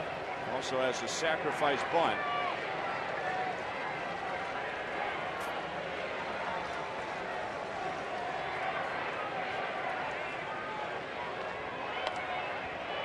Fouled back into the netting. Any other questions, Joel? Well, this one is not from Brian Pena, but it is a question for the truck from Scott Patterson, Concordia, Missouri. Do the Royals hire a production crew and equipment in each city to get the game on the air? Yes and no. We travel part of our crew, and then there are other members of the crew, mostly cameramen and women and videotape operators that are hired in each city, audio technicians, video technicians, but the names that I mention every night, Kevin Shank, Steve Kurtenbach, Al Broughton, Sam Abramson, TJ McGinnis, all travel with us. And depending on where we are, we'll have about 25 to 30 people total on a crew. We wish we could take Morgan Kramer with us, but they won't let us. We see no moves like that on the road. And we see no one like Phil. We saw a guy actually like Phil a little bit yesterday. Big Don Miller. He's done some traveling with us over the years. Oh, yeah. Jeter drives it into right center field. Francoeur was shallow, and it's up against the screen and right. The Yankees take the lead by 1, now by 2 on Jeter's 2-run triple.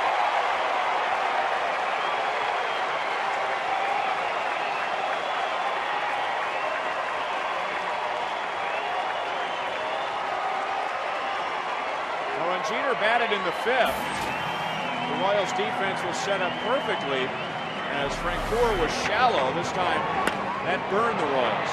Yeah, it's fastball right, that's the changeup. It stayed in the middle of the plate, and he just really jumped all over this changeup. I mean, he just stayed back. He almost hit it like he knew it was coming, and this ball gets over Francoeur's head.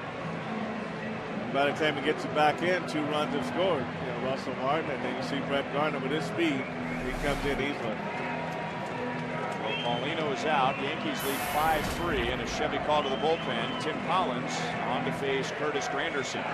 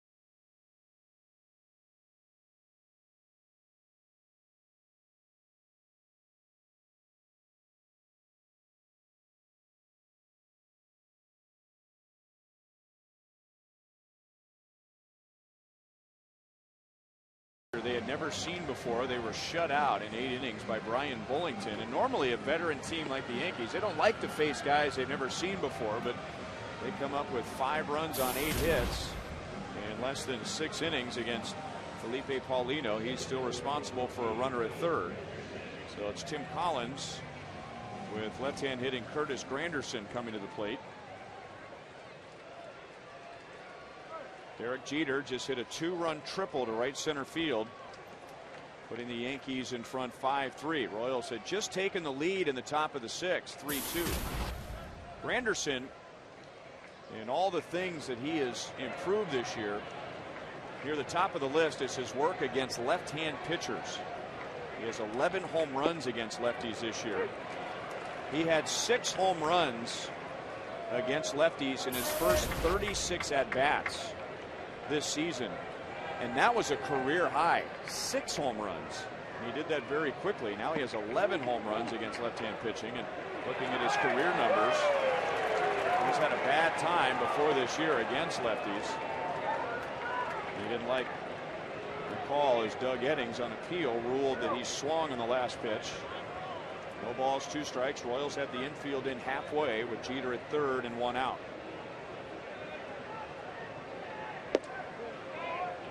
1 ball, 2 strikes.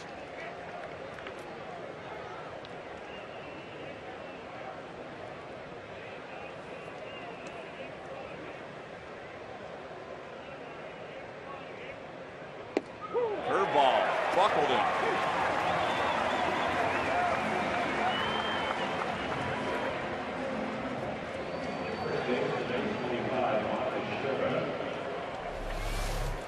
Well, this is what manager Ned Yost wants to see out of Tim Collins. You bring him out of the bullpen to face a lefty.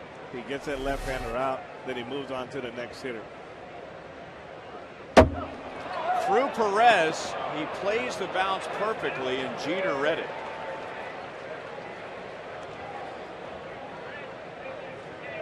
That happened so quickly, Jeter could never really get a jump. Well, you see right there, you know, Perez never did get down in time to block that ball. It went right through the wickets there. Like he hit right off the corner of the plate and bounced to the right. They never could get a glove on it.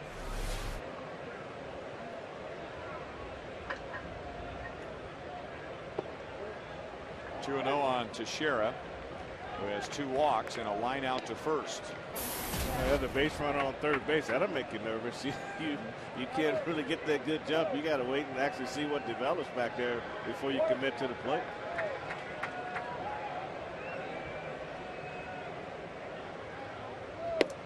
I don't know the answer to this, but kind of a rhetorical question. Is there a stadium in the major leagues that has less area behind home plate than Kauffman Stadium? Less area? I mean, not a whole lot of room. I mean, even if it does get away from Perez, I mean, he doesn't have a long way to run to get a ball to the screen or to the signage board behind home plate. There are some ballparks, I mean, it's an automatic run if it gets past the catcher. Oakland. Yeah. For sure. Yankee Stadium. Fenway Park. Teixeira blasts it into left center. Alex coming over from left to make the play. And that's the inning. The Yankees get 3 to regain the lead.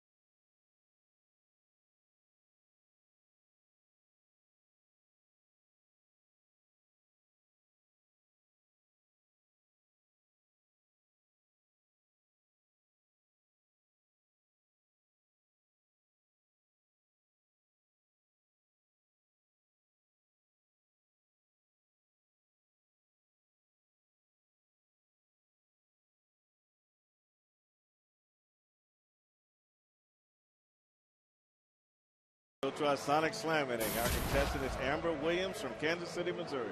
If the Royals hit a home run this inning, Amber will win $300.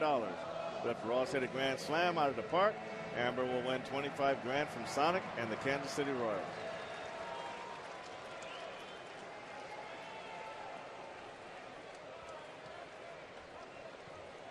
5 rows in the crown seats, Frank. On the wings. Yeah. Yes.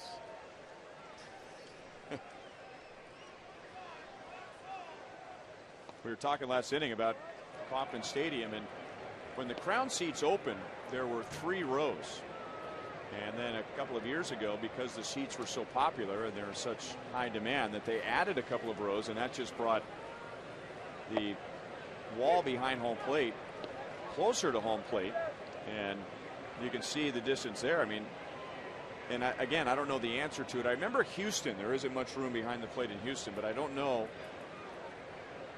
which stadium has the fewest amount of distance between home plate and the backstop. But what we do know is that the people in the first row in the crown seats at the end of the arrow, they are closer to home plate right now than A.J. Burnett is on the mound. And the catcher's got a pitchback machine, too. Ball goes right back to you.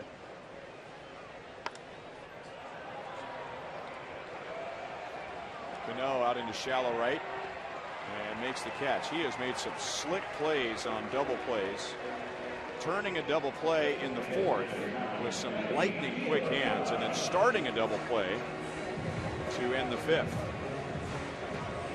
So, Mr. 8 Gold Gloves, what do you think of Robinson Cano? I like it.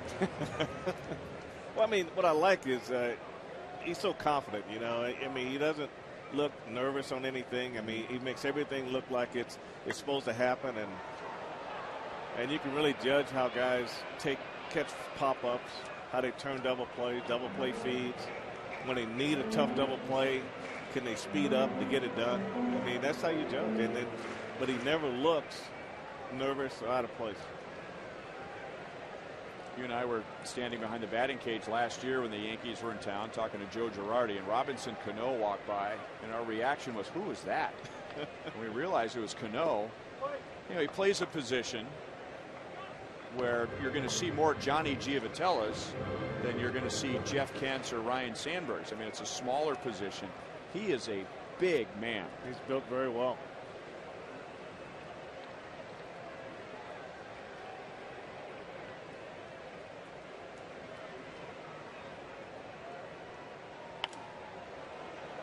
One ball and 2 strikes on Giovitella. As part of our Fox Sports Supports charitable initiative, we are proud to wear these pins during our 2011 MLB on Fox Sports Kansas City season to support Stand Up to Cancer. For more information, visit standuptocancer.org/Fox Sports. Chopped to third and foul. Still 1-2 on Giovitella. 1 for 2 with a single. He grounded into that double play we were first talking about in the 4th inning. Grounded to Chavez, and Cano with his quick hands making the turn and throw over to Teixeira. Boone Logan is now throwing in the Yankee bullpen as the Royals were rallying for 3 in the 6th. And it was right-hander Corey Wade throwing, but Burnett eventually got out of the inning thanks to the second double play.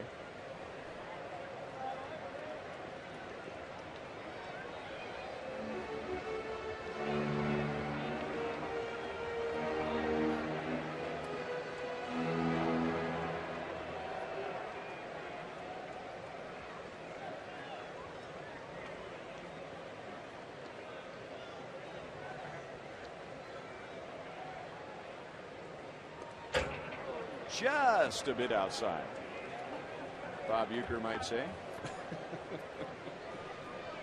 That's that at times effectively wild A.J. Burnett.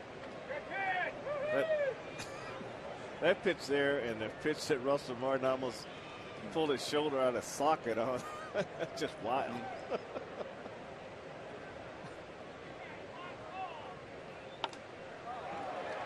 Foul off the right field line.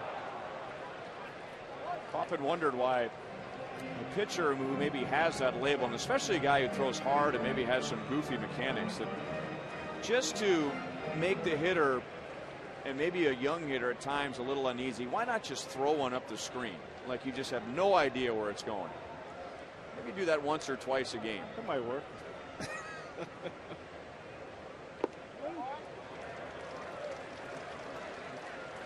3 balls and 2 strikes. I think sometimes Guys who do that, they just kind of lose their release point, and you know, you lose it for 2 or 3 pitches sometimes, even a hold at bat sometimes, and you come back and there it is again.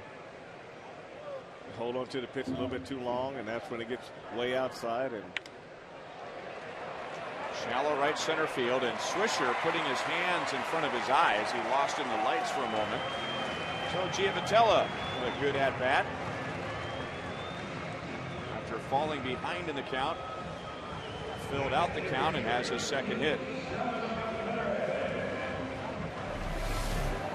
Well, they did drive this ball, but just got enough of it on the end of the bat to float it out there in the right field. And you know, the one is that that's how he wants to hit the ball. He saw it away. He stayed with it. And you see Swisher was having problems with the lights and backed off of it just a little bit, but he's been really challenging those balls in right field tonight.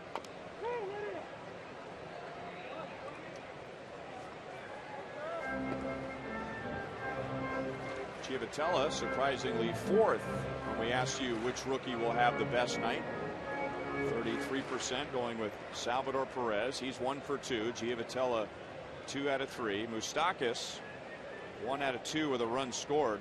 Moustakas is the only one of the 4 that has either a run scored or an RBI, and he has a very good play on defense.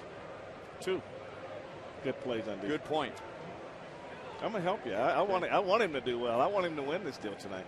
I really do.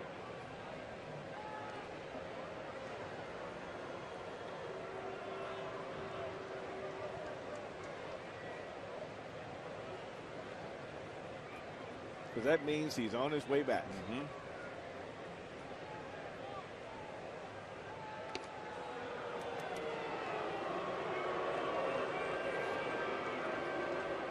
Joel was telling us earlier, this is a big thrill for him tonight, growing up a Derek Jeter fan since he was about 6 years old, when he received his first Derek Jeter jersey.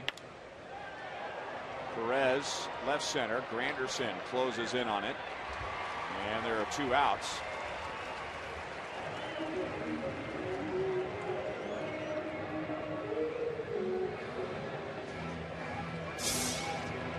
When Johnny Giavotella was at the plate, this is one of his foul balls. Ball boy giving it to a Royals fan who should be working for the Chamber of Commerce, because she hands it off to a young Yankee fan. Only in Kansas City. Now, how is she feeling right now? I think he's going to give it back. AJ.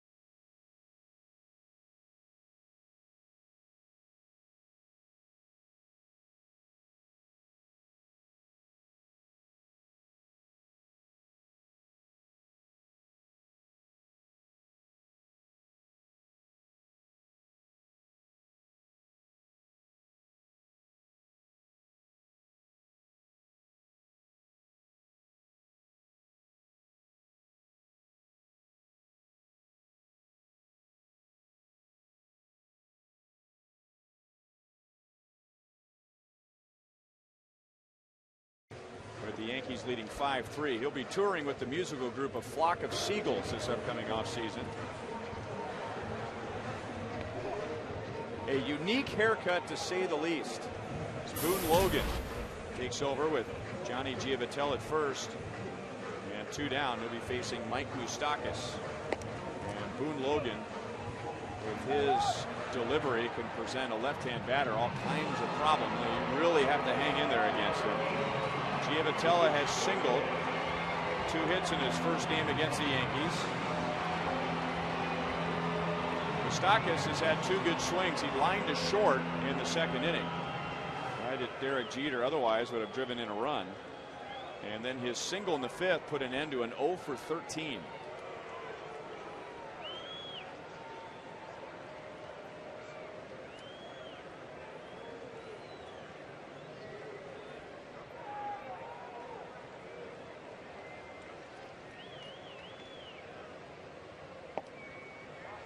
Strike to Moustakas, a generous call from the home plate umpire, Dana DeMuth.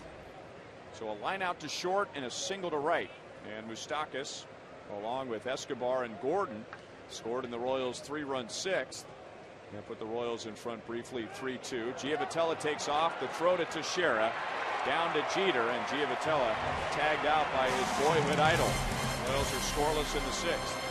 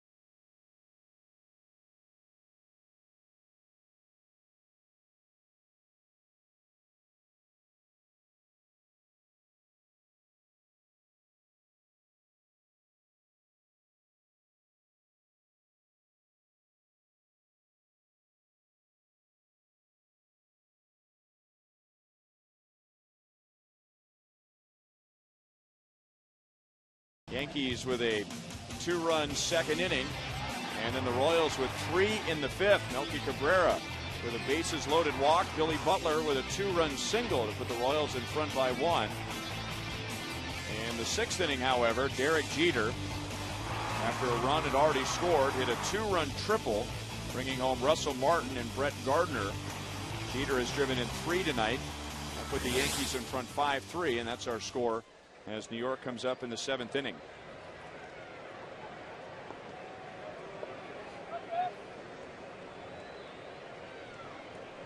It'll be Robinson Cano, Nick Swisher, and Eric Chavez.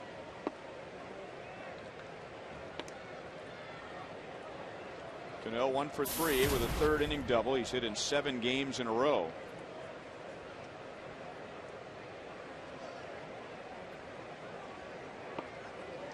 One ball, 1 strike.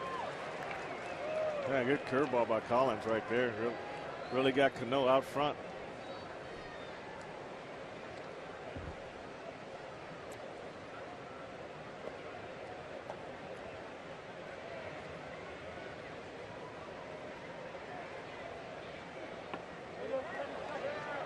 He went around, 1 ball, 2 strikes. Hey, let's take a look at this curveball here. He's way out front. The ball's in a great area. Then Cano probably thinks he can't come back with another one. Should repeat the same delivery, same place, same results. Collins came on right after Jeter's 2-run triple. He struck out Granderson and got Teixeira on a fly ball to left field. Tried to put Cano away with some heat. 2-2.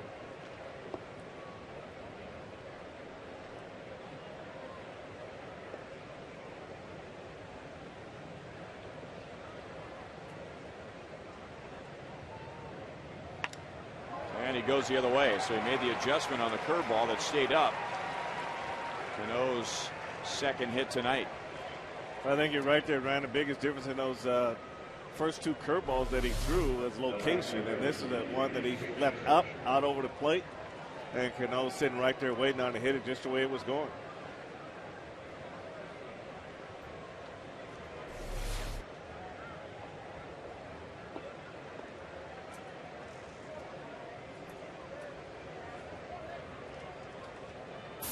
Nick Swisher 1 for 3 with the most, I don't want to say important hit of the night, but the most significant hit of the evening.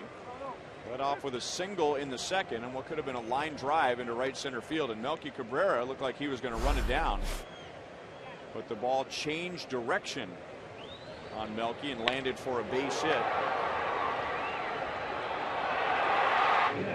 Melky makes that catch. Then 3 batters later, the inning is over. But because Swisher reached, it ended up being a 2-run inning for New York.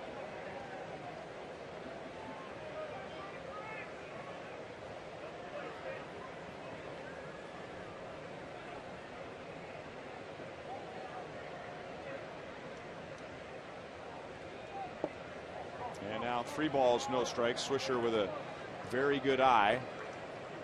He has the 3rd most walks in the league. And he is one of those players that proves the on base percentage point, because he really adds quite a bit to his game with his on base percentage. He is a .268 hitter with an on base percentage up over .380.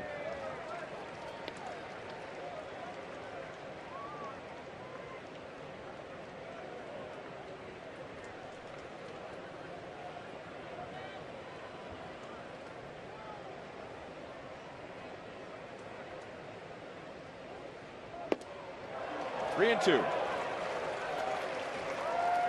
Well, you think he was looking fastball right there? Fastball, middle down. I don't think I've seen him swing that hard right-handed.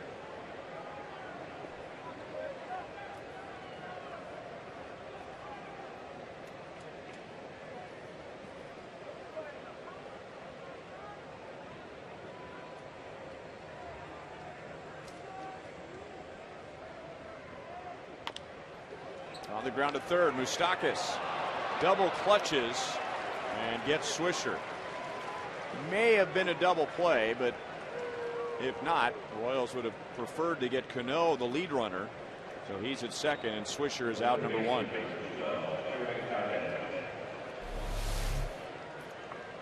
Collins gets the fastball in there, and Swisher hits over the top of it, and Mike gets himself set to make this throw to second base, but didn't quite get the handle on it, but he did a good job in just redirecting the ball to first base. So you can see the ball goes into his glove. He hit down on the hill, rolled up to the top, but you see if you turn that head too soon, it's kind of hard to make that transition. You got to look it into the glove and then make the throw to second base.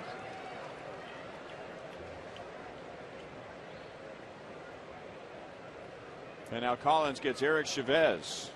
2 strikeouts and a line out against Felipe Paulino. Yankees scored all 5 of their runs against Paulino.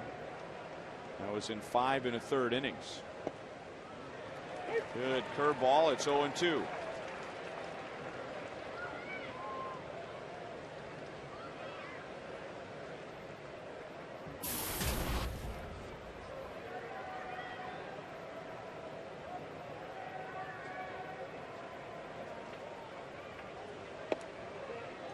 A little bit high with the curve, and it's 1-2.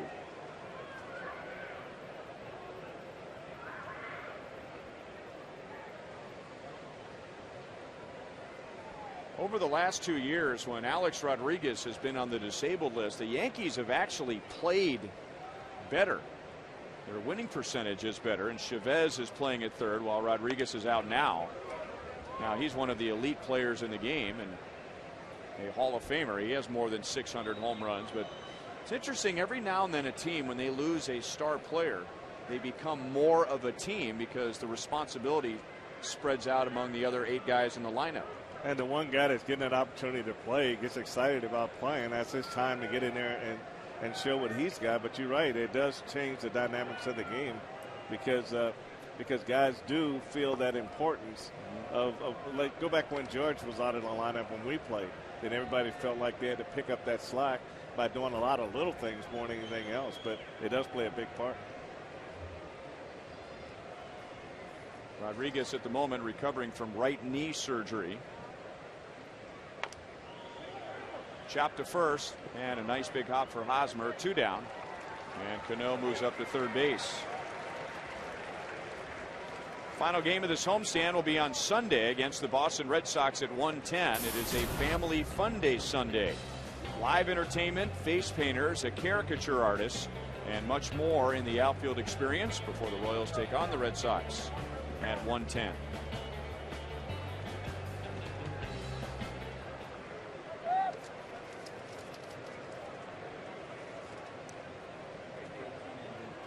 And now we're going to have a pinch hitter for New York. Jorge Posada, who started at DH. A walk, a single, and 2 runs scored. And now a right-hand batter, and Andrew Jones coming to the plate. Posada's a switch hitter, so he had the option of moving over to the right side of the plate. But this year, as a right-hand batter, he's hitting 102. As a left-hand hitter, 272.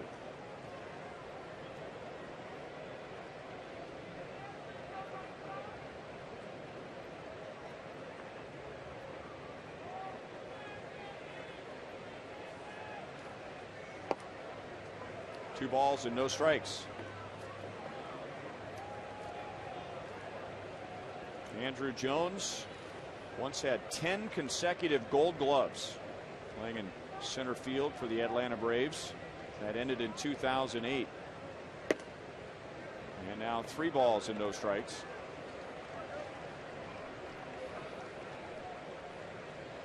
Yeah, with 2 outs right here, I'm sure that he's going to be looking for something to swing at 3-0. It's nice to have a guy like Andrew Jones come out your bench and that can not only pinch hit but have some power at the same time.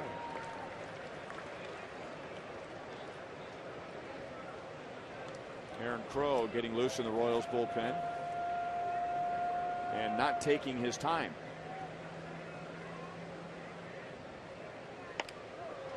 Off the fist, it hit the bag and ends up in center field.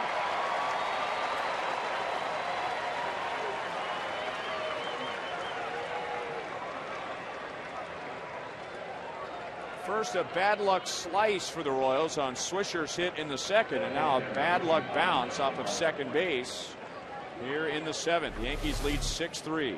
There's really not a lot you can do about this. If it bounces and goes straight, Giovatella's got it, but it bounced and went toward the shortstop and just right out of Giovatella's reach.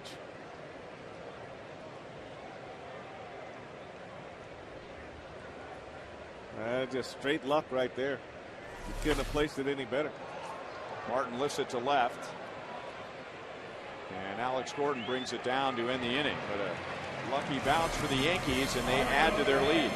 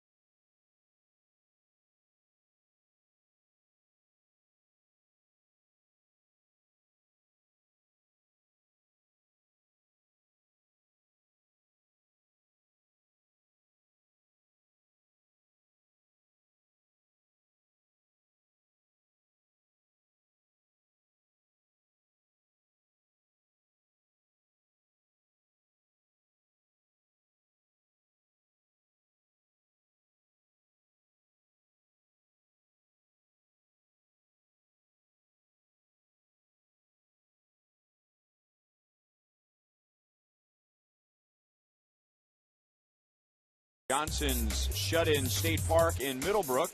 Johnson has been a favorite of State Park for visitors of many years. It is a geological wonder.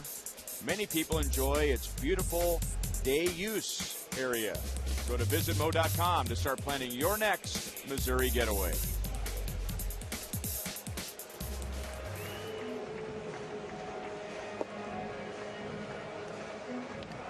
Boone Logan stays on for the 7th inning. He came on in the 6th and was able to catch Johnny Giavotella stealing, so never faced a batter. He'll get Mike Moustakas to begin this inning.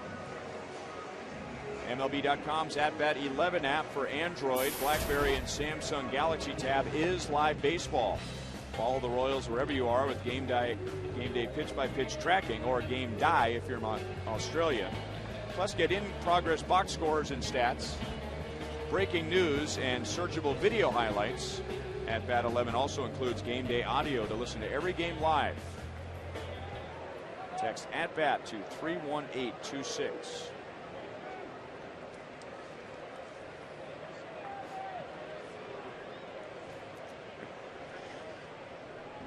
You never know when a little Australian just jumps right out of your mouth.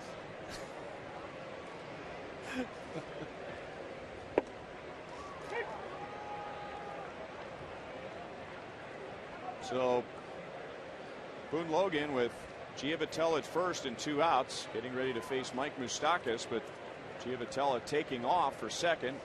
Logan through to first. Teixeira down to Jeter to end the inning. Moustakas singled and scored in the 5th, lined out in the 2nd.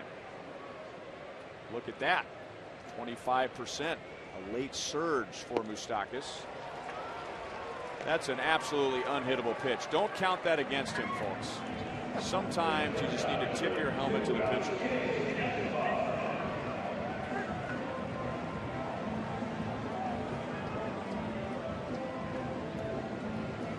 And apparently all Joe Girardi wanted Boone Logan to do was to face Mike Moustakas, even if it took 2 innings to get that done, because he is going to go back to the bullpen and make another pitching change.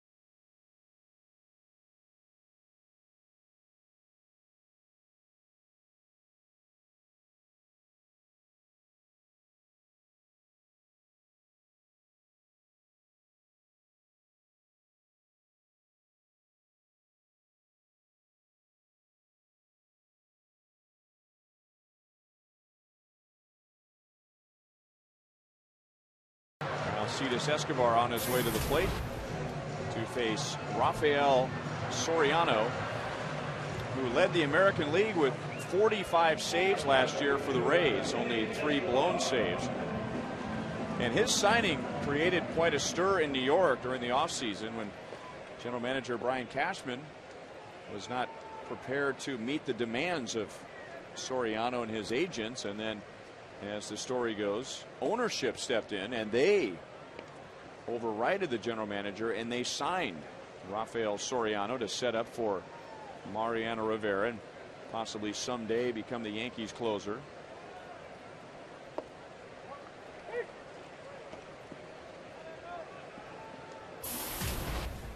Brian Cashman was very forward with his comments, making it very clear that he was not in favor of spending that much money for Rafael Soriano, who has been on the disabled list this year with a bad elbow. Well, he's got similar pitches to Mariano Rivera. He's got the fastball at 90, 95 miles an hour. He's got the cutter and the slider. And so it wouldn't be surprising that they would be similar in their approach to pitching, making that cutter the primary pitch.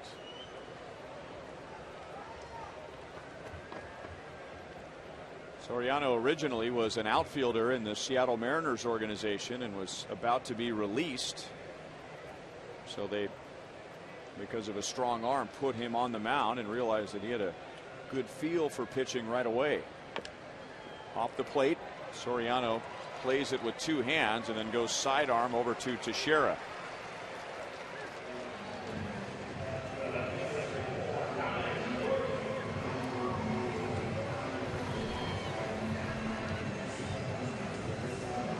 And now Alex Gordon 1 for 3 with a single and a run scored in the 5th inning.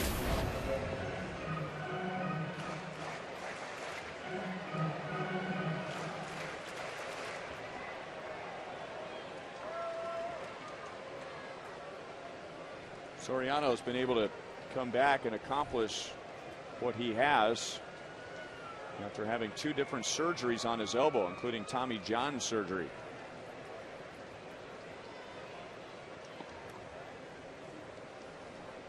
Once ejected here at Kauffman Stadium back in 2003 for hitting Carlos Fabulous with a pitch. Now, why would you hit Carlos Fabulous with a pitch? He was easy. Is there a nicer guy? He was short and he was easy. I'll hit him if he charges him out. I'll hit him and embarrass him at the same time. Fabulous was ever going to charge him out, he'd probably do it with a big smile on his face. That was the one thing that that the teammates used to tell you, especially the guys that had good size. They say, now you can charge him out if you want to, but you got a chance to get embarrassed twice. Who was the guy who pitched for Toronto that hit Hal McRae in the head? I want to say Jim Clancy. Yeah. Hal was a little fuzzy after getting hit in the head, and as he was charging the mound, he started to come back, get his senses about him, and as he said, the closer I got to the mound, the bigger he got. The bigger he looked. You know, even the Pine Tar game when George charged McClellan, he said, "I'm so glad somebody grabbed me because he was huge." 3 balls and 2 strikes with Melky Cabrera on deck.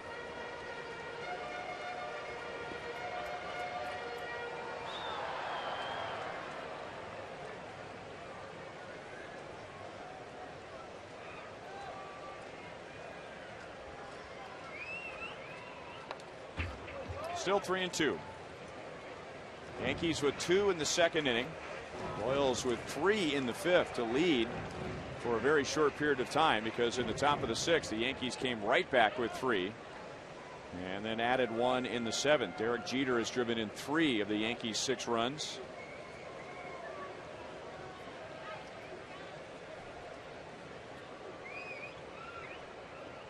And Alex will take a walk with 2 outs.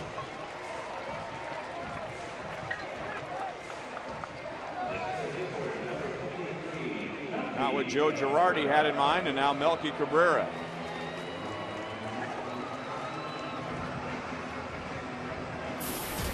With 1 out in the 5th inning, the Royals strung together 3 straight singles, but nobody scored. And then Melky came up, fell behind 0-2, worked a walk to force in a run, and then Billy Butler followed with a 2-run single to put the Royals in front 3-2. And Melky hits a slicer up the left field line, and it will hit the wall. 0-1. In the conversations about who is the best defensive left fielder in the American League, and of course we're biased for Alex Gordon because we've been watching him every day, running balls down, throwing runners out, leading the league in outfield assists. But Brett Gardner, also one of the best in the American League. He would have better speed than Alex and a lot more experience in the outfield. And of course, Carl Crawford with the Boston Red Sox Will be another candidate for best defensive left fielder in the league. Alex got a pretty good break, and Russell Martin's throw goes in on a bounce, and all Jeter can do is keep it from going into center field.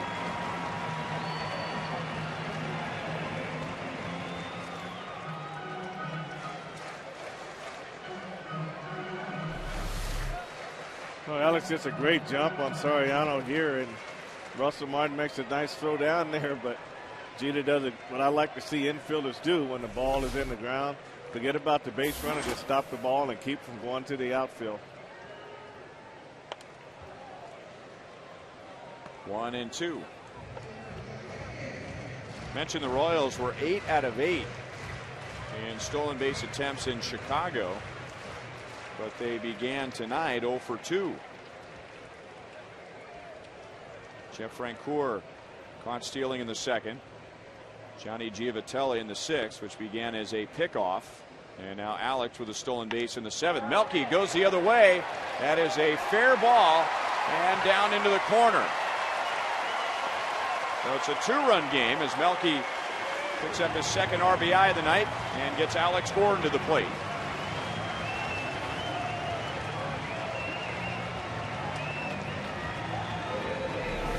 As you mentioned, Ryan, the Royals have been caught twice, and Alex gets a good jump here. Still second base. It really sets it. This double up by Melky Cabrera down the left field line.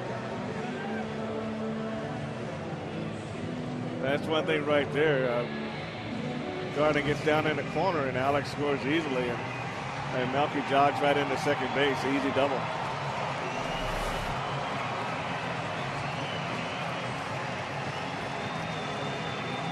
Milestone double, his 150th, and his team leading 72nd RBI of the year.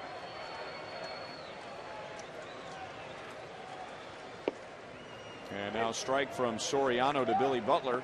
Billy with 2 RBIs tonight and 2 hits and 2 at-bats in the past against Soriano.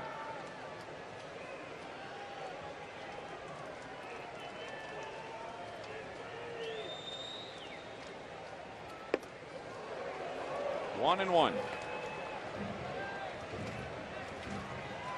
Oh, this is back in the 5th inning. This is a good changeup at a good location by A.J. Burnett, but Billy stays with it, hits it down in the right field corner. Real good piece of hitting, and got 2 RBI on that swing. Got a pitch up, skies it to center, and Granderson makes the play to end the inning. Royals get a run in the bottom of the 7th, 6-4 New York to the 8th.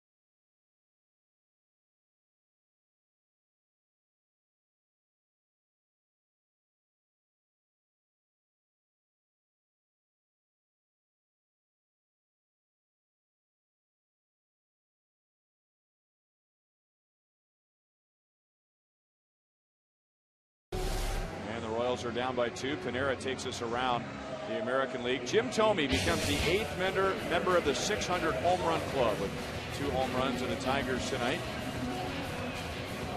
Top 2 teams in the West are in Anaheim. Texas leads 1-0 in the second. Texas now leads the Angels by 4. They've won 3 in a row. Toronto leading at Seattle. The Royals will see the Toronto Blue Jays on their next road trip.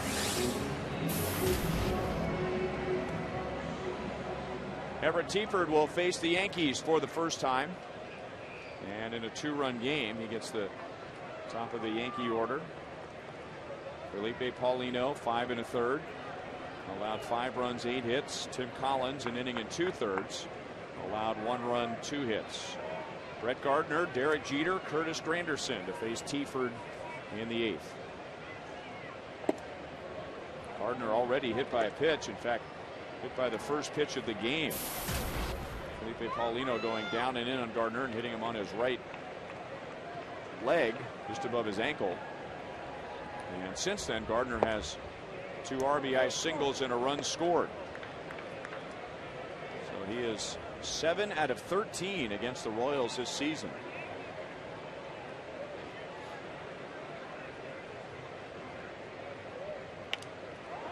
Popped up on a 2-0 pitch. Moustakas wants it. 1 away.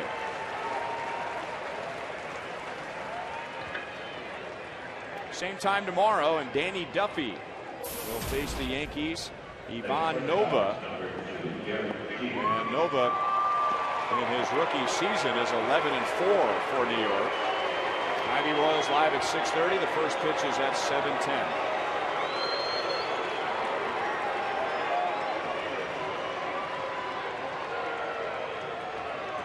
Mixture of cheers and boos for Derek Jeter, who has 3 RBIs. Why would you boo Derek Jeter? He's a winner, Stays out of trouble in a town where it's very easy to get into trouble. He's a Yankee.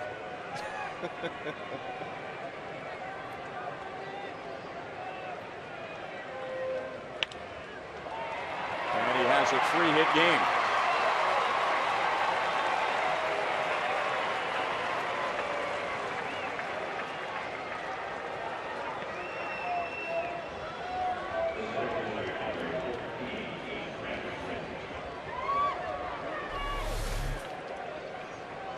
Change up, stays up. Jeter's able to hit the ball by Moustakas in the left field. Get himself a base hit.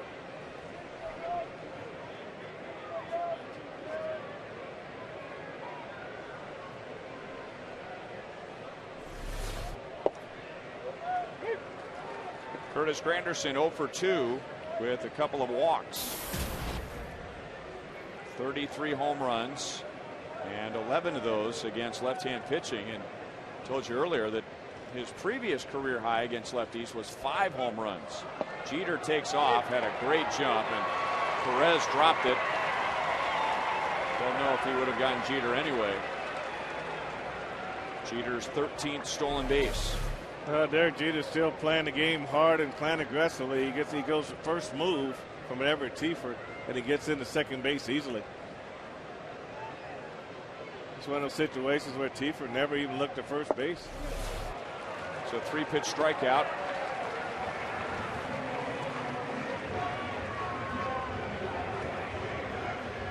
So 2 down. Jeter at second base.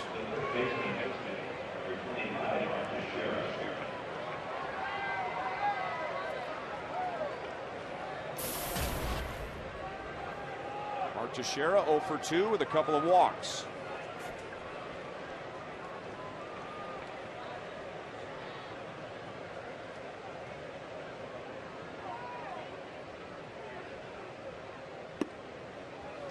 Curveball is in for a strike.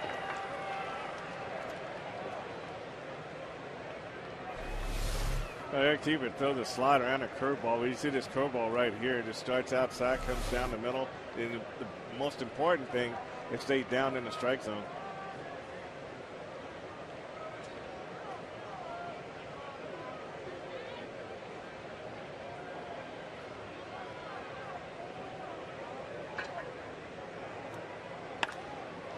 Up the middle and into center field.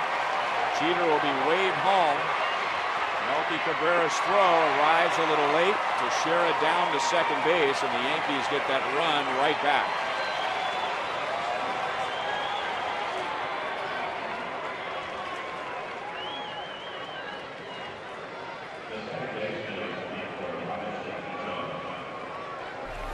Well, just like the Raws inning, a stolen base gets things started for the Yankees here. Derek Jeter still second base.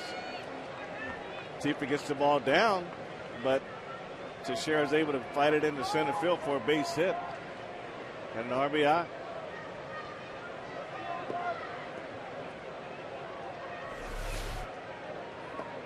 Teixeira's 88th RBI. And now he's in scoring position with Robinson Cano at the plate, who has 81 RBIs.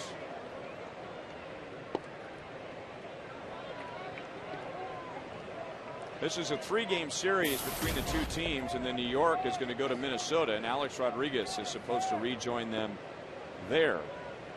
But already the Yankees have Granderson, Teixeira, and Cano. 94 RBIs, 88 RBIs, 81 RBIs, and they're just going to add Alex Rodriguez to it.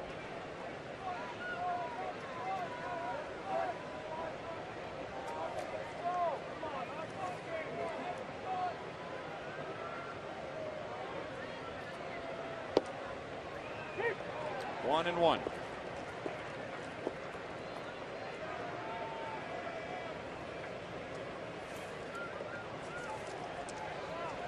Well, with the Yankees, you can't get enough pitching, can't get enough offense.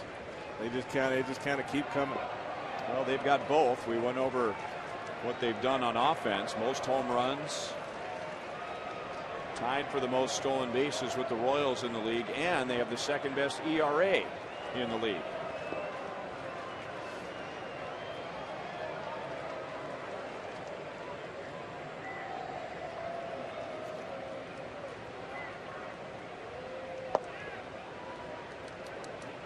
Two and one.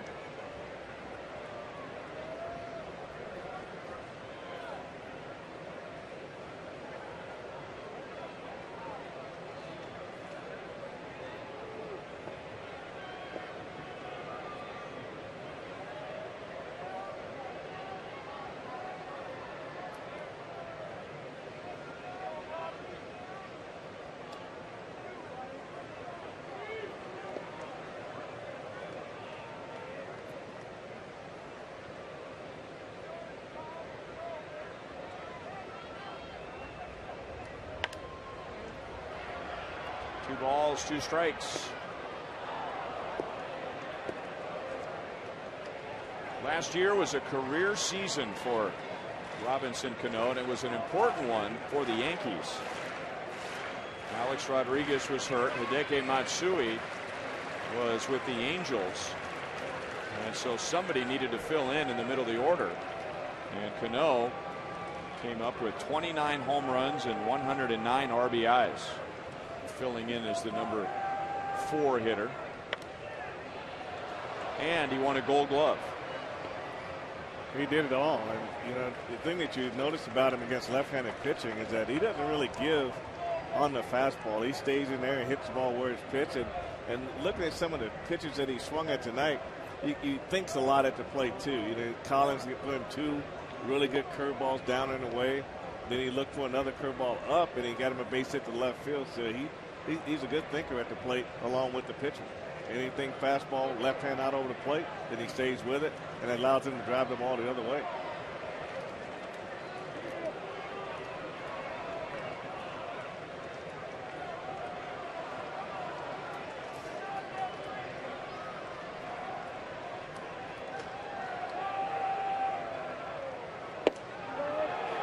Three and two.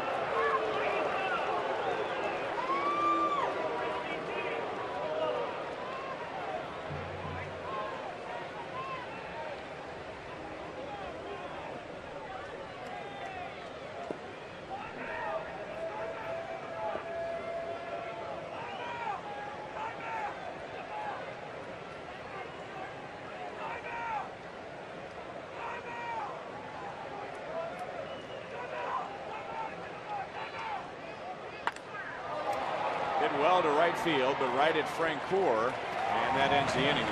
The Yankees score in the top of the 8th and back out to a 3-run lead.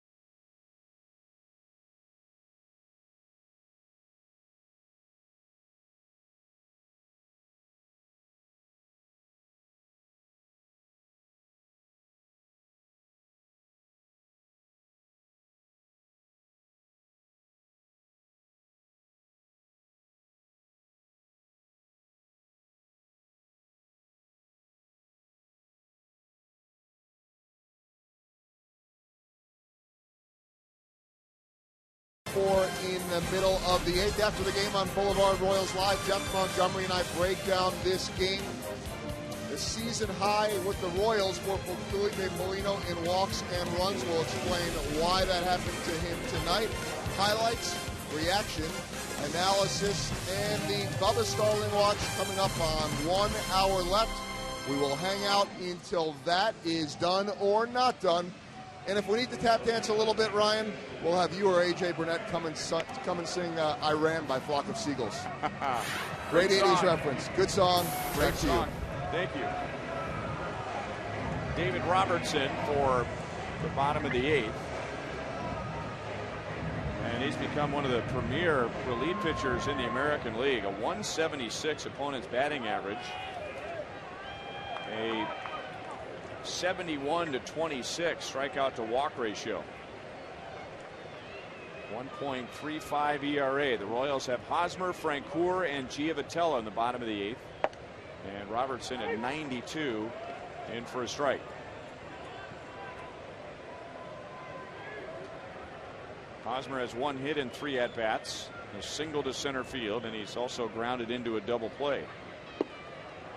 95 at the knees, 0-2. Well, that's almost like unfair right there. He throws a 92-mile-an-hour fastball right down on the outside corner. Then he increases it by 3 miles per hour on the next pitch in the same place. It's almost like Eric Hosmer was swinging in slow motion at the 2 pitches. 1 ball, 2 strikes.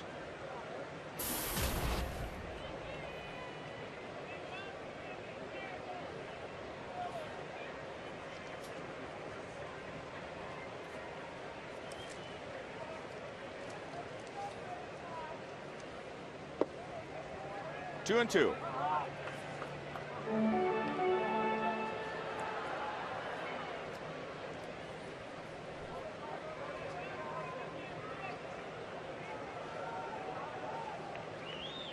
Back on 6 or 2.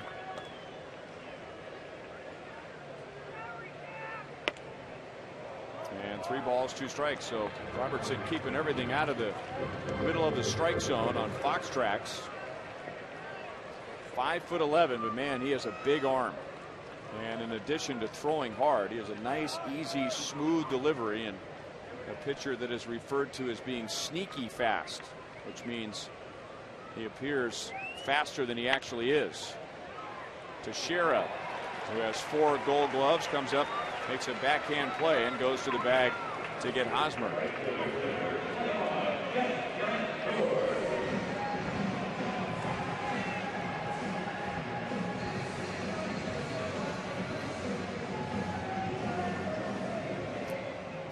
go back to Joel.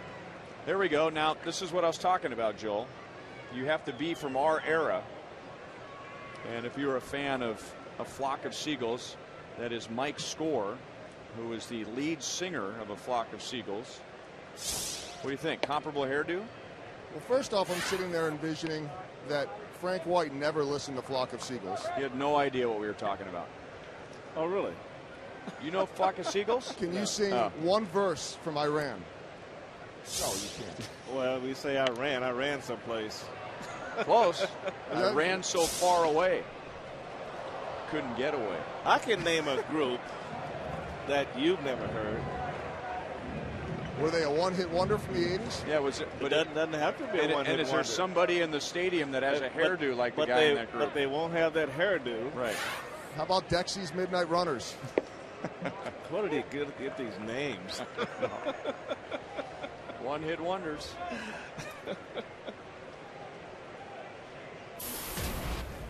Two hits for Jeff Francoeur, both singles into center field. And Robertson strikes him out. Martin down to first. And for David Robertson, that's 72 strikeouts in 47 in a third innings.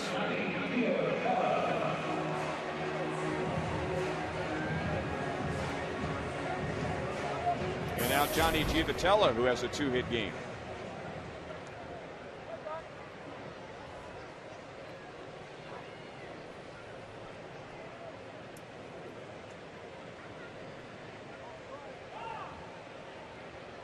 In his first game against the Yankees, Giavotella had a conversation at second base with Derek Jeter, his favorite player when he was growing up, and when he was caught stealing in the sixth, he was tagged out by Derek Jeter.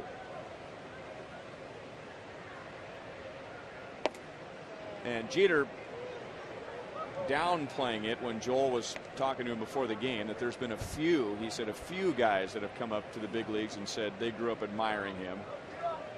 I'm sure there have been several.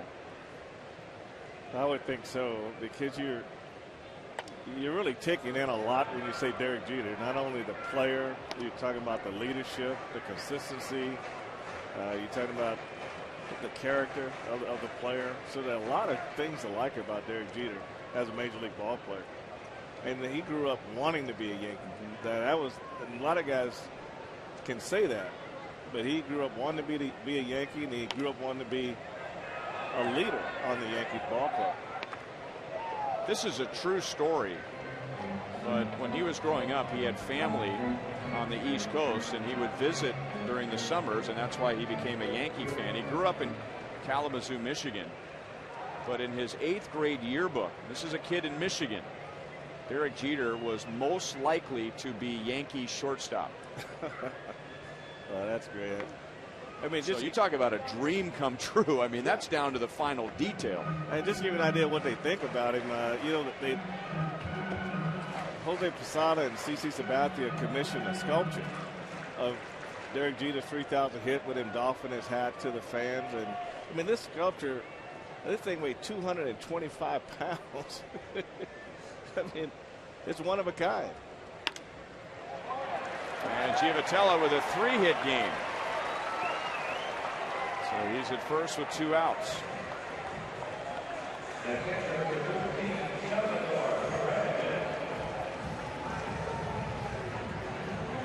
With all that he's accomplished, we take another look at Giavotella's base hit, and he now is an infield single, a single to right, and a single to left. With all Jeter's accomplished, he has never won the MVP, but I really thought it was summed up well when Commissioner Bud Selig called him on the phone to congratulate him for his 3,000 hit. He said, "You are the face of this game." Wow.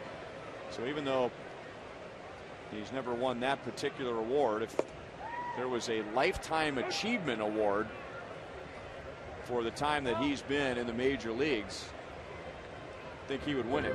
Well, I mean, wanting to be a Yankee and then becoming a Yankee and playing on the biggest stage in the world as far as baseball goes, and taking on the pressure of that daily grind every day, the championships, coming out of spring training every year, having to win.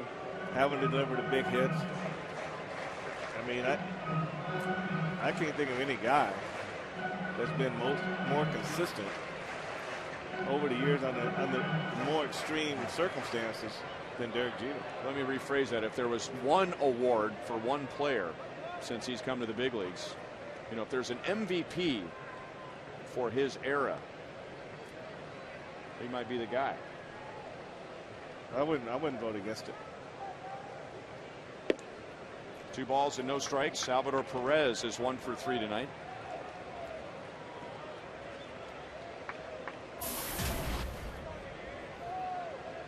Well, they haven't had a chance to see his arm since his major league debut.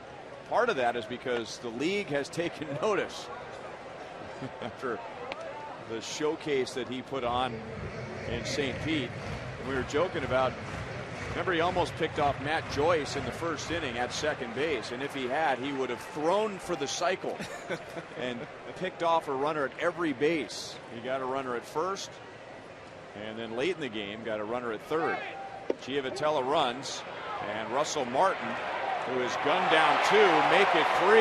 Giavotella can't believe it. Rung up by Chad Fairchild, and that ends the inning.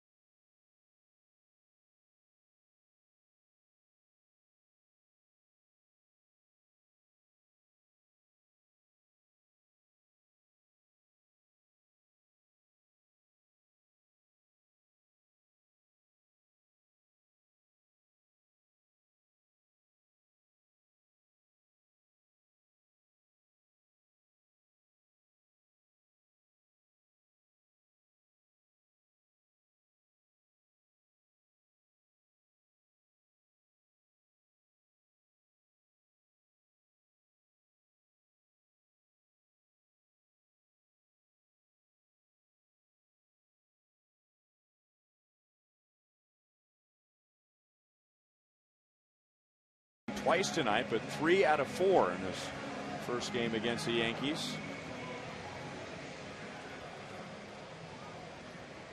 Everett Teaford back to work in the 9th inning, gave up a run in the 8th.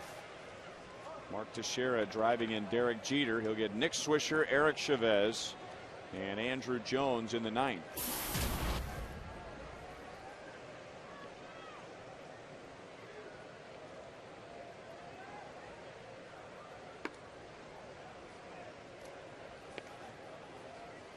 Yankees scored 2 in the 2nd and held on to that lead until the Royals came up with 3 in the 5th against A.J. Burnett. Billy Butler with a 2-run single to put the Royals in front, but that lead didn't last very long. The Yankees back in the 6th with 3. Derek Jeter hit a 2-run triple, and now they've added runs in the 7th and the 8th. Beginning of a 7-game road trip for the Yankees. 3 here, 4 in Minnesota, and the Royals are beginning a 7-game homestand. Second hit for Nick Swisher, and he's in standing with his 23rd double of the year.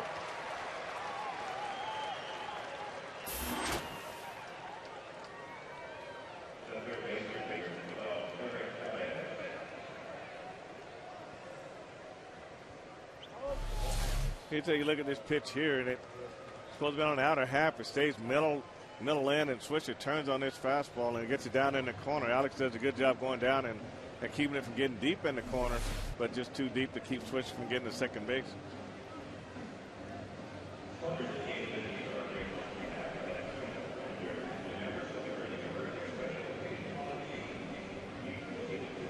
Royals have Blake Wood warming up behind Teaford. Paulino went 5 1/3, allowed 5. Collins gave up 1 run in an inning and 2/3, and now Everett Teaford.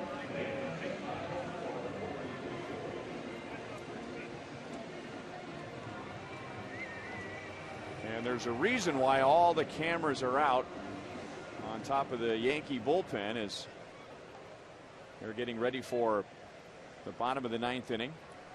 They are hoping that Corey Wade will come into the game. No. They're hoping that Mariano Rivera is warming up to the right of Corey Wade. Wade will come in if the Yankees can add to their lead. If not, Mariano Rivera.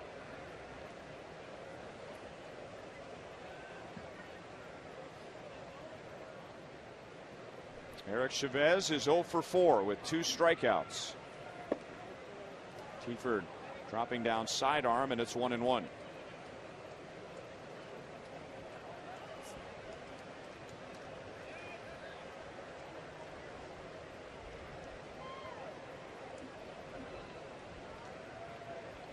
One of my memories of Eric Chavez takes me back to Oakland for Zach Greinke's major league debut.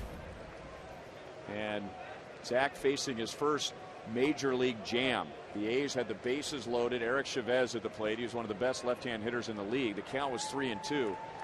And that's where Zach decided to throw his first big, slow curveball.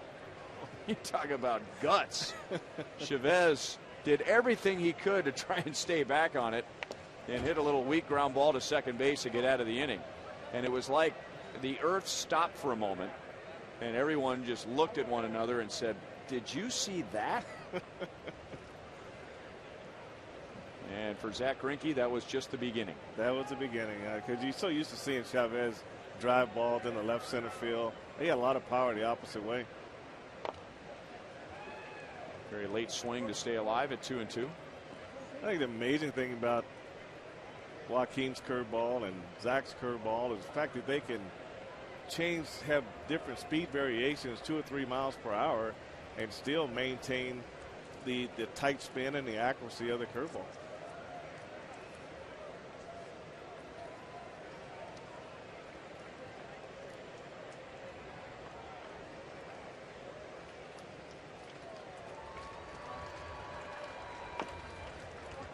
Still 2-2.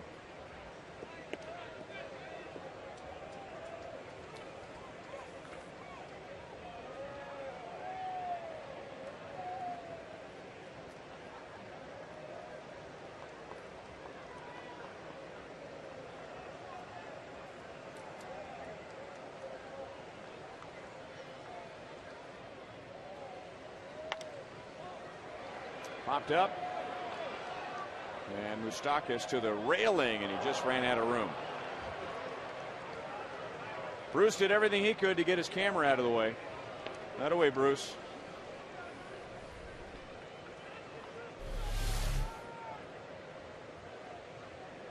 Yeah, he reached about as far as he can reach with the camera right there.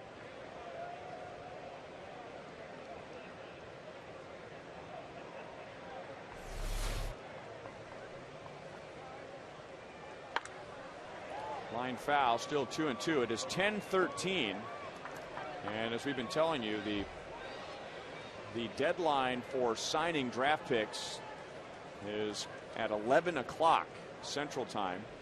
So stick with us on Boulevard Royals Live, as we will have coverage up until 11 o'clock and even past 11 o'clock. As Chavez strikes out, 1 away in the 9th inning, and all the information on what we hope is the signing of Bubba Starling. Sometimes the deal goes down to the final minute, but it's not official until after 11 o'clock. So you can stick with Fox Sports Kansas City, and you will know before you go to bed tonight whether Bubba Starling signed with the Royals or not.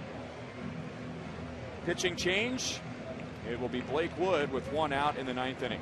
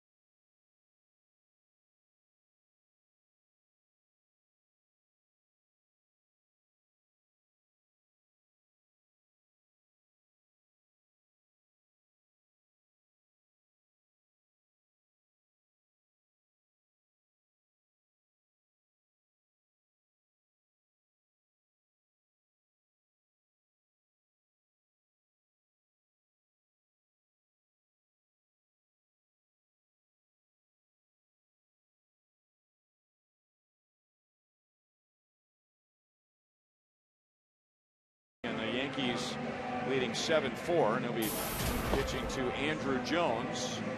And this is Blake Wood's 40th appearance, and he becomes the 4th Royals pitcher tonight.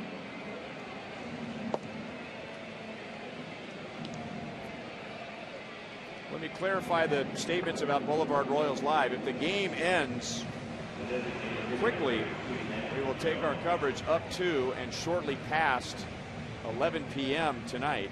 Just want to make sure that if the information isn't passed along right away by the league, we're not going to stay until midnight. But Bill Goldberg and Jeff Montgomery and the crew will take us to at least shortly after 11 p.m. And so if the announcement is made about Bubba Starling at or around or shortly after 11 p.m., we will at least go that far to try and pass along the information to you.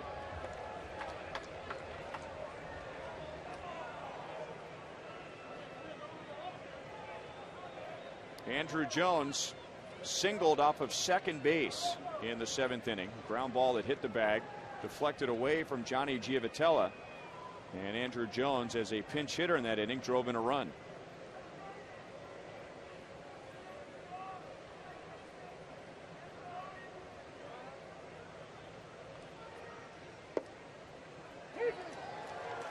Oh, 0-2.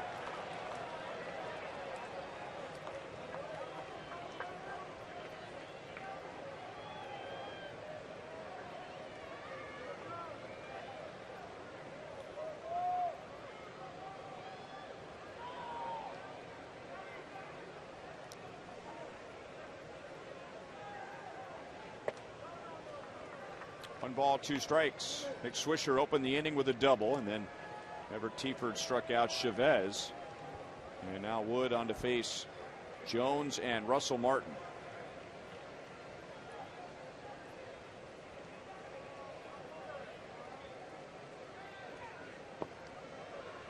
Two and two.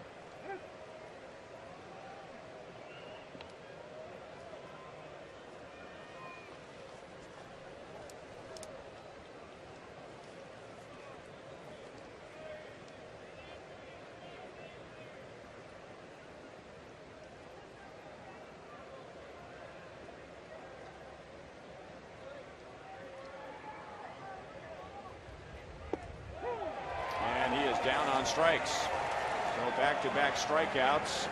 Teaford against Chavez, and now Wood against Jones, and 2 down. And Blake Wood's got a lot of movement on his pitches tonight. This is fastball here that goes right down the middle, but a lot of life to his fastball, a lot of sink. So just being able to control it and locate it the way where he wants to locate it is what he needs to continue to try to do.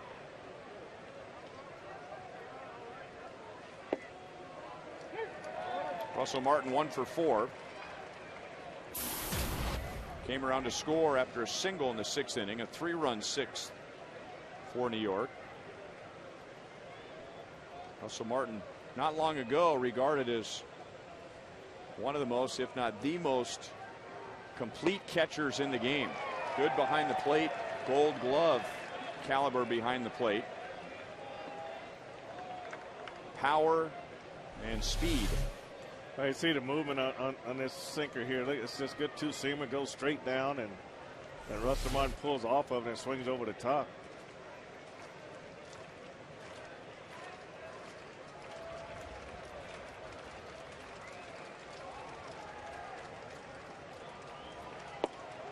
And a slider down and away, puts him away.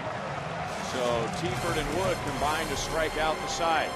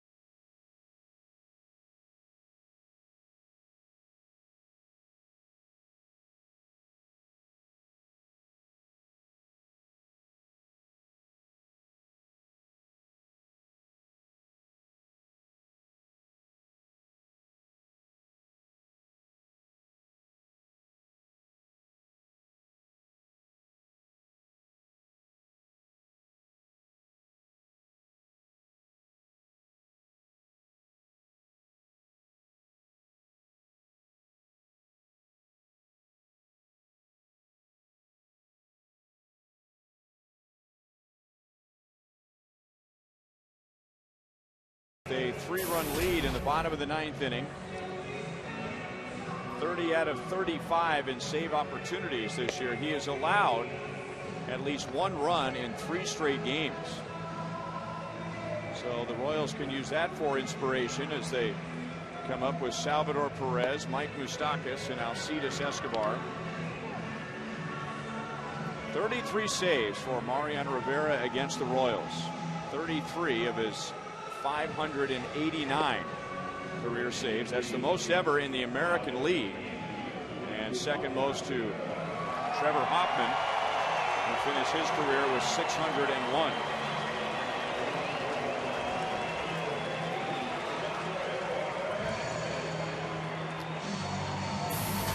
Salvador Perez singled in the 2nd inning. He's 1 for 3. Royals scored 3 of their 4 runs off of starter A.J. Burnett, and then got a run against Rafael Soriano in the 7th.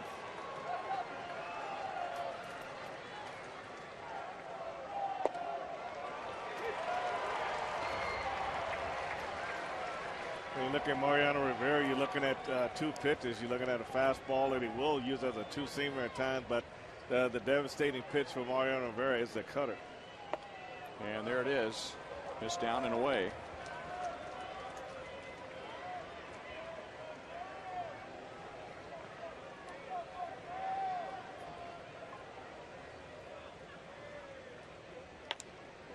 Grounded to Teixeira, and that leads him to the bag, 1 away.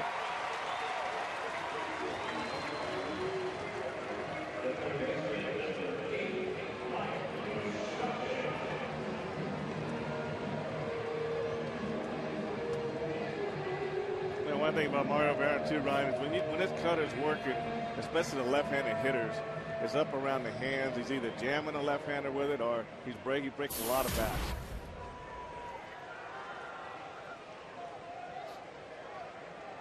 So 41-year-old Mariano Rivera facing 22-year-old Mike Moustakas after he just retired 21-year-old Salvador Perez.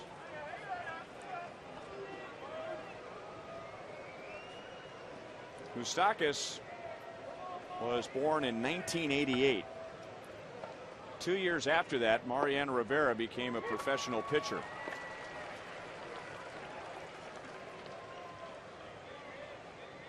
And the year that Mariano Rivera became a professional pitcher, Salvador Perez was born.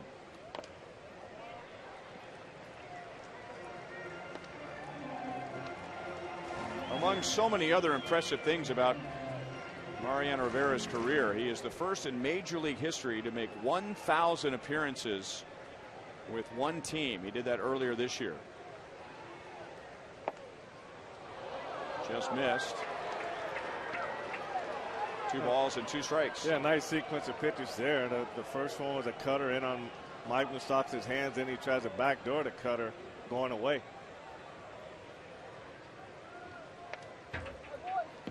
Still 2 balls, 2 strikes. And Rivera this year with 30 saves. It is the 15th consecutive season he's had at least 25 saves. That's his record. He has at least 30 saves for 9 straight years, also his major league record. And he's done that a million times. That's what we talked about against left-handers. He throws that cutter right at their hands, and he's either going to jam them or break the bat. And right there, thank God there was a screen behind home plate. You see this cutter go right in on Moustakas' hands, and you see where the ball, how high the ball is up on it, and it just splits right there at the hands. And when he's right there, he's real tough. Oh man, that's like right off the pine tar.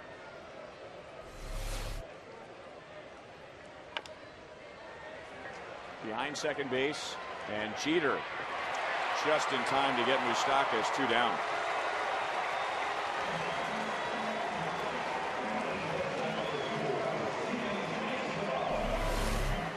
Jeter makes a nice play here. He almost runs by this ball and then loses balance a little bit. Then he gets his footwork back together and makes a nice throw to Teixeira to finish the play off.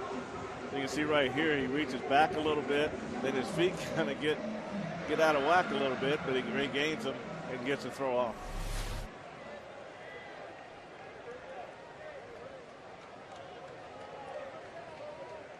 So 2 down to Alcides Escobar. You know, the cutter's been such a great pitch for him for 2 reasons. The first one is the obvious one. I mean, it's just a devastating pitch to try and hit, but it's a contact pitch. And so he's been able to pitch a lot longer because the cutter allowed him to go from a strikeout type of a pitcher to a contact type pitcher, shattering bats along the way. But he's not typically a guy that has a 20 to 25 pitch save inning. I mean, right now he's at 12 pitches, and typically his saves are right around 12 pitches. Here's the cutter. I'm going to break your bat in 92 places, and this inning's going to go by very quickly. That cutter was taken for a strike, and Mariano Rivera has his 31st save this year and his 590th save of his career. And Derek Jeter, who's been his teammate for 17 years, led the way on offense for the Yankees with a 2-run triple and an RBI single. The Royals had the lead 3-2 at the end of 5, but the Yankees end up winning it 7-4. And we'll be back to Kauffman Stadium right after this.